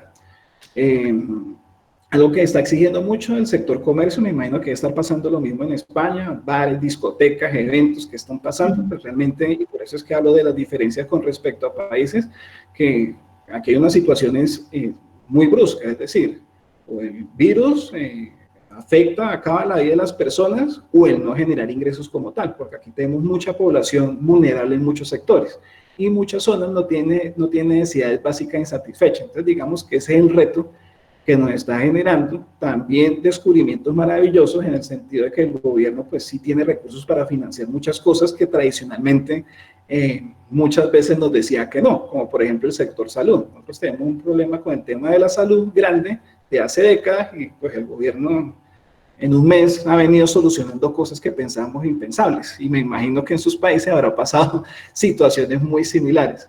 Entonces, en esa situación estamos, consideramos que no estamos mejor que otros, pero no estamos peor que otros y estamos como todos expectantes a ver cómo va avanzando esto. Pues bueno, Alexander, muchas gracias. Por ahora no hay más preguntas, entonces le vamos a dar paso a Diego González Ceballos. Y bueno, te agradezco muchísimo tu participación porque bueno, siempre es muy interesante conocer cómo se están afrontando desde otros países pues ahora las mismas realidades que tenemos y el mismo problema que tenemos todos. Entonces, bueno, pues lo dicho, muchas gracias y... Gracias a ti y a todos ustedes y en contacto seguimos. Exactamente, gracias. ¿Vale? Bueno, ahora la última ponencia de esta tarde será la impartida por Diego González Ceballos, que es doctor en Biología y profesor e investigador científico en el Instituto Patagónico de Ciencias Sociales y Humanas, llamado CONICET-CEMPAT. Diego, que es también un experto en turismo científico y director de algunas tesis sobre esta modalidad turística, pues creo que basará su intervención en la relación entre el turismo y la ciencia y sobre la utilidad pública del turismo científico.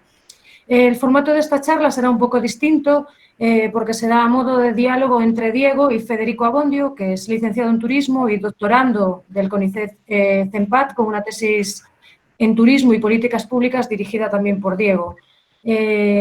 Buenas tardes a los dos, ¿qué tal? Buenas tardes, Maite. Hola, Maite, ¿cómo estás? Hola, ¿qué tal? ¿Cuánto tiempo? Sí.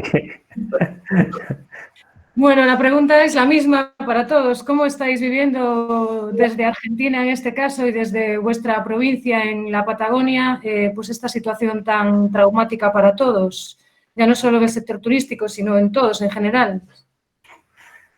Bueno, ¿querés largar vos, Fede? No, arranca, Diego, por favor. Bueno, la estamos viviendo, creo que como todo el mundo, con diferentes aspectos, muchas aristas. Creo que todavía no terminamos ni vamos a terminar de dimensionar realmente lo que significa esta situación tan particular de cuarentena a escala nacional y a escala mundial también. Y creo que si bien algunos efectos los podemos llegar a vislumbrar, creo que va a tener más efecto de lo que nosotros creemos y, bueno, unos impactos sociales, económicos y políticos que están lejos de cualquier predicción también. Y también creo que está buenísimo tener en cuenta, y es muy útil tener en cuenta, las características que cada región tiene, ¿no? En nuestro caso, desde Argentina, en una región como América Latina, con una desigualdad más que nada de índole, en cierto, social tan marcada, sin duda, en estos tiempos de plantear hipótesis y de buscar algunas salidas de tipo generales y universales, no nos tenemos que tampoco dejar de lado ni olvidar a que hay un montón de personas que, digamos, si ya estaban con problemas de insertarse al sistema, con esta situación directamente van a quedar fuera de cualquier sistema o de posibilidad o de discusión, ¿no?, que se pueda plantear. Entonces, creo que está muy, muy bueno hacer estos planteos y plantear reflexiones, hipótesis y formalidades o nuevas formas de imaginarnos el turismo, bajo la salvedad de que también va a haber un montón de personas que van a perder la oportunidad, incluso, no sé, de que la primera generación del nieto de la familia o de la nieta pueda llegar o acceder a la universidad pública, ¿no? Bueno, ya, la situación es muy, muy difícil. Yo ahora, Federico, si quieres, te doy paso a ti y bueno, no sé cómo, creo que tienes una serie de preguntas para este formato. Sí, que bueno, sí. adelante, cuando quieras. Gracias, Maite. Un poco preguntarle a Diego si quiere comentar cómo él está trabajando en los proyectos relacionados a turismo científico, ya sea a nivel local en Puerto Madryn, Chubut, o en la provincia, para ya después dar un poco paso a diferentes experiencias o cuáles son las visiones que él tiene sobre la actividad y el potencial post-COVID que ve, ¿no? Bien, bárbaro. Gracias, Fede. Sí, yo lo que veo un poquito, bueno, voy a hacer un abordaje más desde mi especialidad, que vengo del sector científico, ¿no? Bueno, mi tópico, mi objeto principal en esto va a ser tratar de abordar, digamos, nuevas miradas, nuevas maneras de ver el turismo, puntualmente con un tema que se enfoca en las nuevas formas del turismo y del turismo científico quizás, o del turismo de intereses especiales, por así llamarlo, durante y post el COVID-19, porque en cierta medida no está claro cuál es el horizonte en el cual esto va a finalizar. Supongo que va a haber una escala de grises hasta que se vuelva a la normalidad que todo el mundo también espera, ¿no? Obviamente tiene un montón de aristas y podría hablar de varios temas o varias ideas. Yo armé una especie de trípode con 3 temas, 3 ejes centrales para la charla de hoy, para no hablar de todo sin decir nada, ¿no? Uno de ellos creo que tiene que ver, y creo que hay que hacer mención, a los inicios de la educación ambiental, allá por los 60, 70, ¿sí? Que nos planteaban un poco el puntapié inicial, ¿no? de este modelo de desarrollo mundial o de escala global que se estaba viniendo, ¿no? Llámese capitalista, neoliberalismo o el nombre que uno le quiera poner, ¿no? Entonces, bueno, surgieron varios nombres, el de ecodesarrollo, el de desarrollo sustentables, como lo llamamos hoy en día, pero también había un grupo de pensadores y de pensadoras ambientales que se volcaba más a la idea de decrecer, ¿sí? Plantear una idea del decrecimiento. Y si bien, digamos, parecía algo demasiado utópico, lo cierto es que a 40 años después de esos planteos y a causa de esta situación tan particular que estamos viviendo hoy día, el mundo entero está en una situación de franco decrecimiento, pensándolo desde un punto de vista de ser más austero, no de ir a menos, ¿no? Entonces, ahí, digamos, en esta inercia de este tipo de desarrollo planteado, más que nada desde, digamos, poniendo la economía por encima de la vida de las personas, obviamente hubo un montón de sectores que también tuvieron que ser aliados o tomar estas nuevas formas, ¿no? Que se estaban planteando. Entre ellas el turismo y la ciencia también, ¿sí? Como dos cuestiones análogas. Yo creo que en cierta medida, y es obvio también, todos sabemos que el turismo de masas es un buen ejemplo quizás de este tipo de desarrollo turístico que se asocia más digamos, a una política más de corte neoliberal, ¿no? En el caso de la ciencia también, si bien la ciencia ahora está vista como la potencial solución o salida de esta situación particular a través de la invención de una vacuna o de lo que fuere, también es la ciencia la que se alió en cierta medida con este modelo que tenemos, bueno, para lo que sea, para desarrollar buques pesqueros con la capacidad, una capacidad de extracción nunca antes imaginada. Digamos, son varios los sectores, además del turismo y de la ciencia, que aportan a este crecimiento sin límites. Yo creo que entre las nuevas formas que nos planteamos, quizás, o que plantea este encuentro virtual, no sé si hay muchas nuevas formas. Creo que las formas ya las teníamos planteadas, ya las teníamos vistas, ya en cierta medida sabemos qué tipo de turismo queremos, ¿sí? Con bajo impacto, un turismo más de intereses especiales, un turismo que no vaya tanto hacia la masividad y a una inversión en infraestructura, sino que se invierta más en el recurso humano y en la capacitación de las personas, un turismo que introduzca el conocimiento. Yo creo que esta situación lo que viene es a recordarnos un poco estos anhelos o estas iniciativas y en cierta medida mostrarnos la urgencia de ponerlas a andar, ¿no? Entonces, eso era un poquito una de mis ideas, ¿no? Tratar de armar este trípode con los comienzos de la educación ambiental y con los comienzos del ambientalismo, digamos, y de los movimientos sociales que en cierta medida buscaban un poco, no solo en el turismo, sino en otras áreas, una forma más armónica de vincularnos con nuestro entorno, con nuestro medio ambiente. Obviamente esto genera una serie de distintos términos muy positivos y que es imposible no estar de acuerdo con ellos, como el de el de sustentabilidad, el de diversificación turística, el de desarrollo, el de nuevos destinos, el de progreso socioeconómico. Son palabras que todo el mundo anhela, pero sabemos que en cierta medida forman parte, digamos, de una serie de eufemismos, ¿sí?, que se utilizaron para en cierta medida seguir haciendo lo que queríamos o lo que las grandes corporaciones querían seguir haciendo, y es seguir apuntalando un crecimiento sin límites. La historia, desde el punto de vista del turismo, cambia cuando nos planteamos desde una economía más ambiental, desde políticas de distribución de la riqueza, desde una inclusión social. En el caso nuestro de Patagonia, el sur del sur, digamos, es súper importante que haya una inclusión en el sector turístico de contratación y marco legal para mujeres y para jóvenes, ¿sí? Los jóvenes del sur del país en general terminan la escuela secundaria y tienen que migrar hacia las grandes ciudades para estudiar o para lo que fuere. Entonces, hay una serie de cuestiones y de palabras y de frases que nos permiten ver una realidad turística que bien se podría llevar a cabo.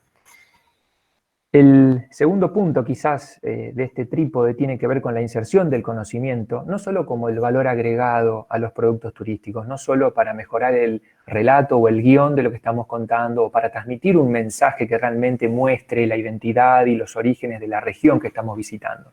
Eso es súper importante. A lo que voy con la ascensión del conocimiento turístico es, trato de ir un poco más allá, y es lo que se mencionó y se viene mencionando en las charlas anteriores, que tiene que ver con estudios de impacto hacia el medio ambiente, tiene que ver con estudios de capacidad de carga turística, tiene que ver también con la inserción del conocimiento a la hora de diseñar senderos, por ejemplo, ya sea en sitios urbanos, periurbanos, rurales, ¿sí? En donde se tienen en cuenta un montón de disciplinas científicas. Aquí la ciencia juega un rol importante, pero no es el rol principal. Es súper importante en esto tener esta visión, ¿no? Cuando la ciencia ingresa a un sector tiende a polarizar, ¿sí? Es como decir, bueno, la palabra del científico, de la científica, es la palabra de la verdad, y no es así. Lo que tenemos que acostumbrarnos es a que la ciencia es un componente más, es un condimento más de una comida, por ejemplo, que debe estar presente y que debe ser su aporte, pero lo que tenemos que tratar de buscar quizás es la interdisciplinariedad de estas iniciativas. Sin duda estamos frente a un sistema complejo, desde todo punto de vista. Y así como la ciencia asoma con una gran importancia, digamos, desde la situación del COVID, con la salida a una potencial, ¿no es cierto?, vacuna, en cuestiones turísticas también, porque estamos viendo, y todo el mundo tiene ya la sensación, y que deja de ser una sensación, es un hecho, los impactos que realmente está teniendo el turismo de masa sobre el medio ambiente. Ya sea desde el transporte, ¿sí?, la cantidad de vuelos aéreos, como también el transporte marítimo. El último punto de este trípode, así abro lugar a la interacción con Fede y con todos ustedes también, tiene que ver también con el turismo científico.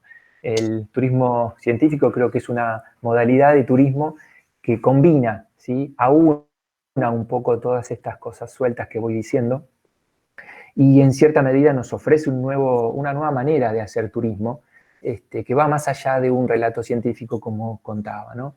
El turismo científico se brinda como una actividad, como una tipología de turismo muy adaptable a los tiempos, a los ambientes, a los territorios, a las localidades, ¿sí? A un confinamiento quizás. Se puede llevar a cabo desde distintas formas. Es un desafío también para los desarrollos tecnológicos que se podrían llegar a requerir para poder mostrar y contar una historia sobre un paisaje, y al mismo tiempo nos ofrece también una mirada que se está usando muchísimo, y es una mirada pública del turismo científico, ¿no? Los inicios quizás del turismo científico estaban más, se asociaban más a un científico que hacía alguna actividad y había un grupo de turistas o de visitantes que lo acompañaban y escuchaban a esta persona, ¿no? Yo creo que hoy día hay muchos ejemplos en todo el mundo, y hay que tratar de que se potencien más estas distintas iniciativas de uso público del turismo científico, un turismo que se dice a la par y en complementariedad con la política que hacer por persona, sea local, residente, digamos, durante Diego, se te escucha la combinación como científico. Perdón. Perdón, sí. ¿Se escucha bien? Es que te ¿ahora? ¿Se entrecortado. escucha bien? Perdón. Ahora. ¿Ahora mejor? ¿Sí? Bueno. Ahora mismo, sí. Sí, apago la cámara. Cualquier cosa. Vale. Ahora sí. ¿Ahora se escucha un poquito mejor? ¿Puede ser? Sí, por lo menos acá se escucha. Sí, bueno. Sí, sí. No sé, Fede, si vos querés hacer un comentario o algo. Un poco sobre varias preguntas o varios, para que vayas complementando tal vez lo que estabas comentando. Por ejemplo, el tema de los desarrollos tecnológicos que bien vos comentabas sobre, o para el desarrollo del turismo científico, si lo ves como una innovación que se podría hacer para competir contra otros destinos turísticos, generando promoción previa al desenlace que tenga el COVID, antes que se abran las puertas, ¿no? Generar un incentivo para posibles turistas a través de desarrollos tecnológicos que bien están haciendo dentro del CENPAT, por ejemplo, mismo un compañero nuestro de trabajo a través de proyectos de realidad aumentada, vinculando ciencia y turismo. ¿Cómo ves eso? Yo lo veo como algo muy, muy útil, no solo para aspectos de promoción o de marketing. El desarrollo de las tecnologías nuevas nos permiten también llevar el conocimiento y de compartir el conocimiento con gente que no está aquí en situ o frente a alguna de las iniciativas o los productos turísticos generados, llámese un mural o llámese lo que fuere, ¿no?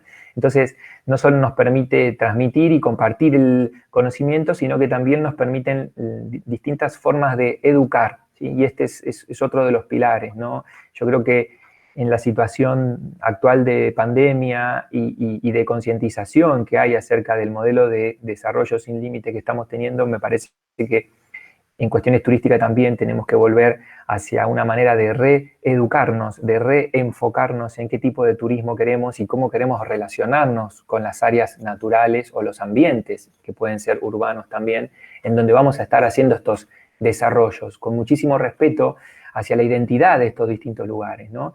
Y en una construcción colectiva, ¿no? Con los colectivos sociales locales. Eso un poco viene al proyecto, bueno, Ciencia al Viento, el trabajo de arte, ciencia y turismo, cómo ustedes lo abordan desde el trabajo colectivo con los diferentes colectivos sociales, que se trata de transmitir esa imagen que ellos quieren mostrar, ¿no? Bien, yo creo que una de las formas y desafíos quizás de estos tiempos es que tienen que ver también con las ciencias ambientales, ¿no?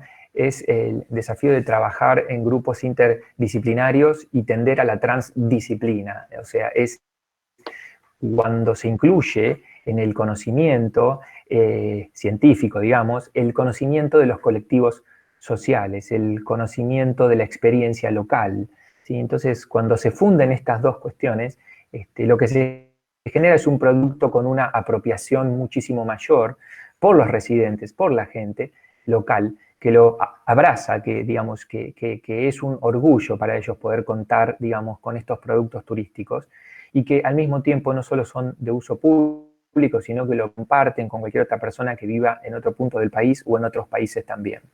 Esto lo que nos facilita es otra manera también de educar, de transmitir conocimiento, ¿sí? Y de mostrar que hubo una inserción del conocimiento no solo en el relato y en el valor agregado, sino también que hay un impacto local en la concientización de las personas y en poner en valor temas que quizás a veces por cuestiones políticas, como la guerra de Malvinas o algo, han tenido políticas de invisibilización. Entonces, es como que nos permite meternos en la matriz social de una localidad o de una, por ahí, región, con una impronta y con una presencia mucho más fuerte. Bueno, varias preguntas. Rocío, bueno, pregunta, ¿cómo se promocionaría el turismo científico a través de las administraciones, las agencias de viaje y demás? Más allá, porque siempre la ciencia está metida en los diferentes atractivos, pero nunca o no siempre se ve. Entonces, bueno, ¿cómo se puede trabajar en eso, en lo que sería tal vez comunicación científica o divulgación de la ciencia? Bien, esto que me consultás me da pie también para decir que en general también existe como la idea del turismo científico que se asocia a la imagen de la científica, del científico que expone, ¿no? O de la persona de conocimiento que expone. Y esto me da pie también para decir a que, en general, lo que tenemos que buscar es formar a los comunicadores y a las comunicadoras, que pueden ser guías de turismo o quien sea, ¿sí? Que son el puente entre el conocimiento científico que se insertó a un producto y quienes luego van a atender esa demanda, ¿no? Ahí hacemos uso del recurso humano que se capacitó, que se formó y que no es personal científico y que al mismo tiempo maneja las cuestiones de promoción, de marketing, de tecnologías, mucho mejor que cualquier persona vinculada más al sector científico. No sé si contesto. Creo que sí, no sé, Rocío, ahí dirá en el chat. Después Bettina y María Fernanda, bueno, preguntan qué es el proyecto Ciencia al Viento, que lo mencioné y no se dijo. Perdona, no. Es que quería preguntarte, Diego. Sí. Un poco relacionado con lo que decías de que, perdón, de que el modelo turístico que tenemos está un poco vinculado a un modelo económico neoliberal. Yo estoy totalmente, claro, de acuerdo con eso. Y claro, los objetivos de un modelo económico liberal, lógicamente, están basados en el beneficio económico y en el crecimiento. La cuestión es, mientras estemos en un sistema económico donde el neoliberalismo sea lo que impere, ¿cómo se puede generar este cambio hacia un modelo pues más sostenible? Porque claro, significaría pues cambiar un poco el paradigma, incluso el paradigma económico sobre el que se rigen las cosas. Entonces, creo que es difícil. Supongo que también para los que hacen políticas turísticas no debe ser nada fácil. Pero, y entonces yo lo que creo ahora también es que sí que es verdad que ahora en estos meses probablemente se pueda vislumbrar un poco de cambio. Pero, ¿cómo generarlo para que ese cambio se quede y no desaparezca cuando digamos, este problema sanitario ahora emergente pues desaparezca de nuestra vista, por lo menos como está ahora? Pues bien, la pregunta tuya es clave también porque nos saca del turismo casi, ¿no? Sería como deconstruir un mundo, ¿no? Deconstruir una sociedad, deconstruir infraestructuras de ciudades como España quizás, o de países como España, que en cierta medida han tenido una impronta en el diseño, digamos, de grandes empresas constructoras, de carreteras, de aeropuertos, de cómo hacemos, digamos. Entonces, yo creo que volvemos a los principios de la educación ambiental, ¿no? No podemos hacer nada para cambiar el cambio climático, digamos, a esa escala, pero sí podemos hacer pequeños cambios nuestros de hábitos, de costumbres, y volver a la pequeña escala, a la escala quizás local.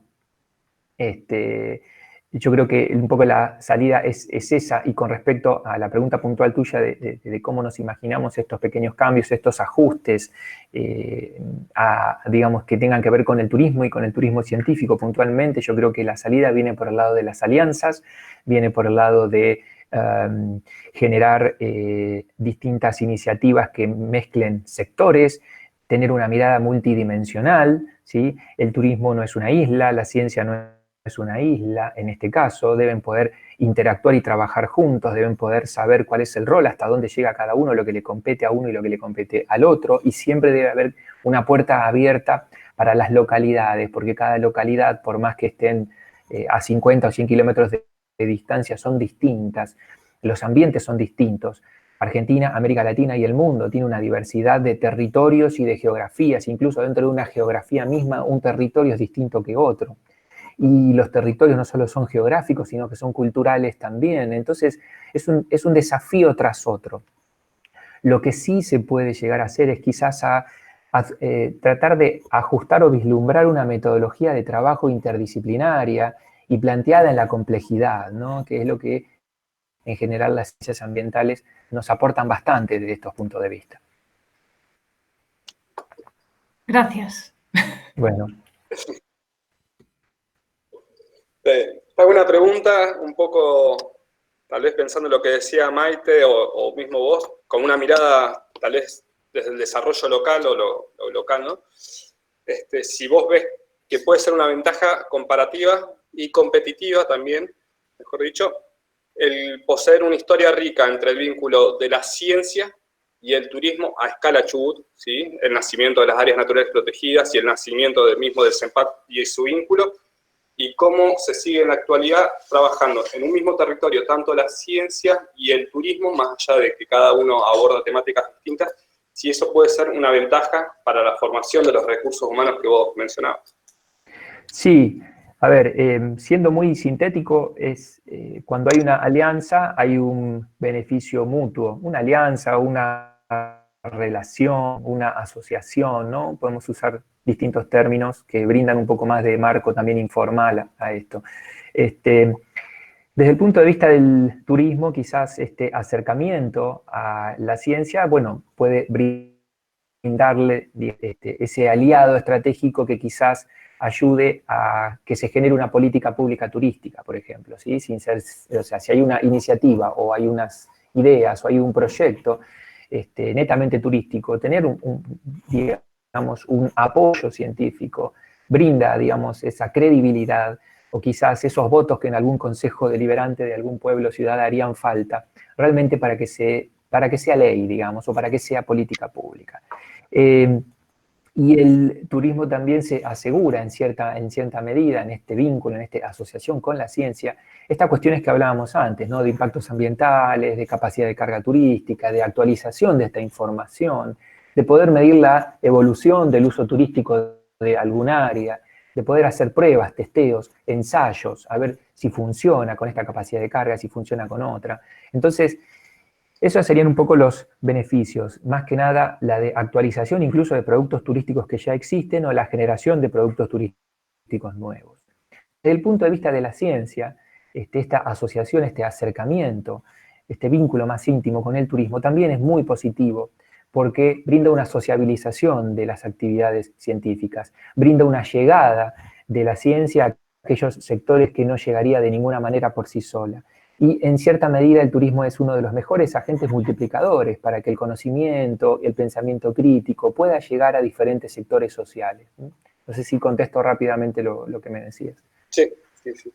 Y después, bueno, Rocío pregunta en cuanto a lo que sería la formación de los divulgadores científicos y comenta de que, por ejemplo, allí no se exige una formación de guías en rutas de espeleología, en cuevas, por ejemplo. Si habría que obligar a una formación en ciencia, ¿cuál es tu visión en cuanto a ello? Sí, incluso esto que me consultás a través de ella es una pregunta que hemos hablado nosotros también acerca de la necesidad quizás desde la educación y desde la formación de los perfiles de nuestros licenciados, licenciadas en turismo, por ejemplo. Si bien hay una formación muy fuerte en marketing y en promoción turística y en desarrollo de emprendimientos turísticos, creo que deberíamos comenzar a pensar cómo tratar de anexar a la formación típica que tienen cuestiones que tengan que ver, digamos, con los impactos ambientales, cuestiones que tengan que ver también con una concepción más amplia de las ciencias ambientales y de que el turismo, digamos,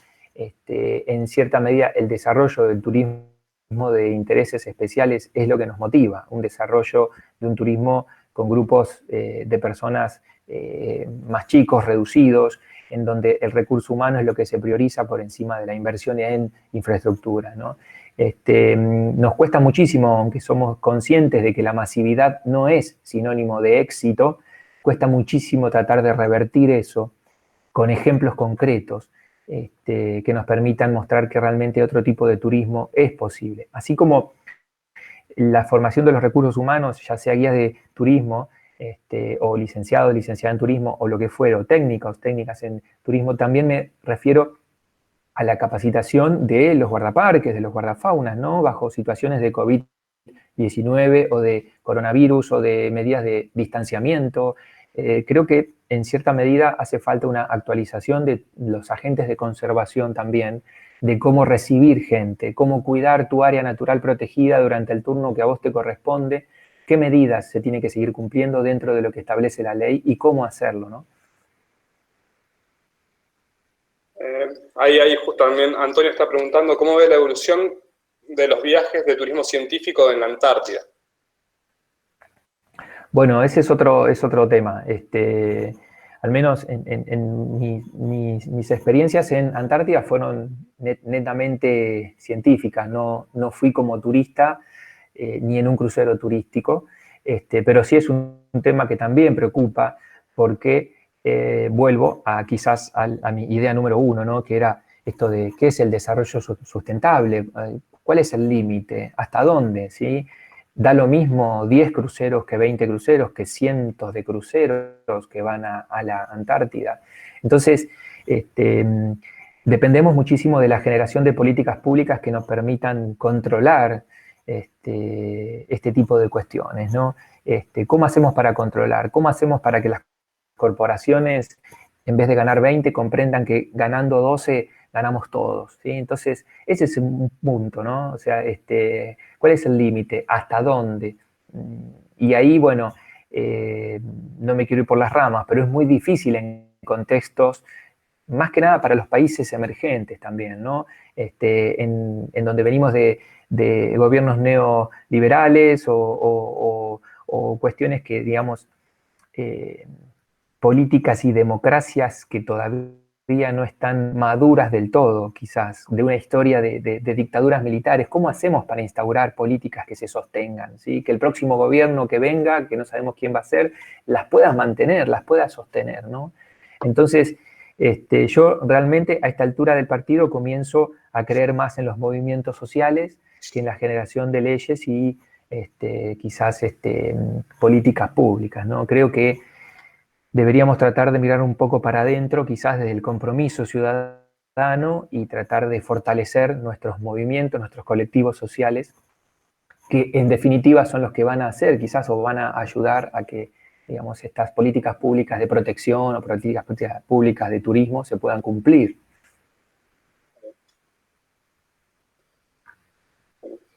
Maite, no sé si tenés alguna pregunta o alguien más.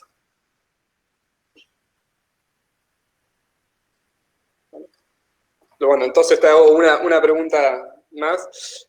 Si me podrías comentar qué es el proyecto Ciencia al Viento, ¿sí? Que bien, bueno, ¿qué es Ciencia al Viento? Ciencia al Viento surgió como una iniciativa local para la ciudad de Puerto Madryn, en la provincia de Chubut, en el centro de la Patagonia Argentina, es una localidad costera. Surgió como una iniciativa de comenzar a pintar murales, pero murales que cuenten historias que tengan que ver con la identidad de la ciudad, ¿no? Entonces, en cierta medida, el primer mural que se pintó fue en el centro de investigación con la evolución de los cetáceos, cerrando en la ballena franca austral, que es una especie icónica, ¿no? de nuestra zona. Lo que nos planteamos ahí fue la inserción del conocimiento científico. Lo que le dimos a esto fue una vuelta de rosca y lo transformamos en una iniciativa de turismo científico porque no solamente estamos contando aspectos que tienen que ver con la biología, con la paleontología, sino que también estamos entrando en cuestiones que tienen que ver con las actividades de la ciudad, como por ejemplo las actividades portuarias, con cuestiones históricas, sociales, como por ejemplo la Guerra de Malvinas. Entonces, lo que le dimos a esto fue una metodología científica detrás de un sistema o de un análisis por ahí social, en donde trabajamos en conjunto con los colectivos sociales involucrados, ¿sí? Ya sea con el colectivo de científicos para los distintos murales, son 2 murales que tienen más que ver con el contenido científico, uno más vinculado con el mar, otro más vinculado con la estepa, pero también hay otros 2 murales que tienen que ver con la actividad portuaria, que están bien en el puerto de la ciudad de Puerto Madryn, y otro que tiene que ver con la vuelta de los soldados de Malvinas, que es una temática con mucha identidad y de mucha presencia local, porque la mayoría, o más del 90% de los soldados, volvieron al puerto de la ciudad de Puerto Madryn. Entonces, Ciencia al Viento surge como una manera de compartir la ciencia, es un equipo interdisciplinario compuesto por artistas, documentalistas, comunicadores, diseñadores. Entonces, bueno, como era una manera de llevar la ciencia, fue uno de los comunicadores el que planteó, ¿por qué no le llamamos ciencia al viento? Porque el viento, en cierta medida, es algo que lleva, que trae, que comunica, que nos contacta. Estamos en una zona de mucho viento aquí, para el que no conoce el país, y al mismo tiempo también, bueno, es una ciencia que va con el viento. Cuando aquí hay viento se suspenden los avistajes de ballenas, la gente, digamos, en cierta medida, el turista que anda por la ciudad opta más por actividades locales, museos, ir al cine, etc. Entonces, surgió como una propuesta de turismo urbano para una alternativa, digamos, para estos días. Por eso el viento también, siempre presente, no solo para llevar y para traer, sino que también es el viento el que a veces te obliga o decir, bueno, pucha, hoy mi plan va a ser ir a ver el mural. La idea es que cada mural cuente una historia particular, como había dicho, que tenga que ver con la identidad de la ciudad, pero al mismo tiempo estamos pensando en un paseo de murales en donde van a estar interconectados. Estos murales se integran en un mensaje común y las personas van a poder visitarlos a todos ellos. La idea es trabajar en conjunto con las autoridades municipales para que los murales tengan una distribución tal que permita hacer un recorrido o un paseo también para el residente, y al mismo tiempo se acompaña de una serie de tecnologías que tienen que ver con códigos QR, algo de realidad también aumentada, diseños 3D y demás. Dejo por ahí para que no se haga tan largo. Bueno, muchas gracias a todos y espero veros pronto presencialmente en algún otro foro. Gracias a todos. Chao. Gracias a vos, Maite. Chao, chao. Gracias. Gracias a vos, Maite. Hasta luego.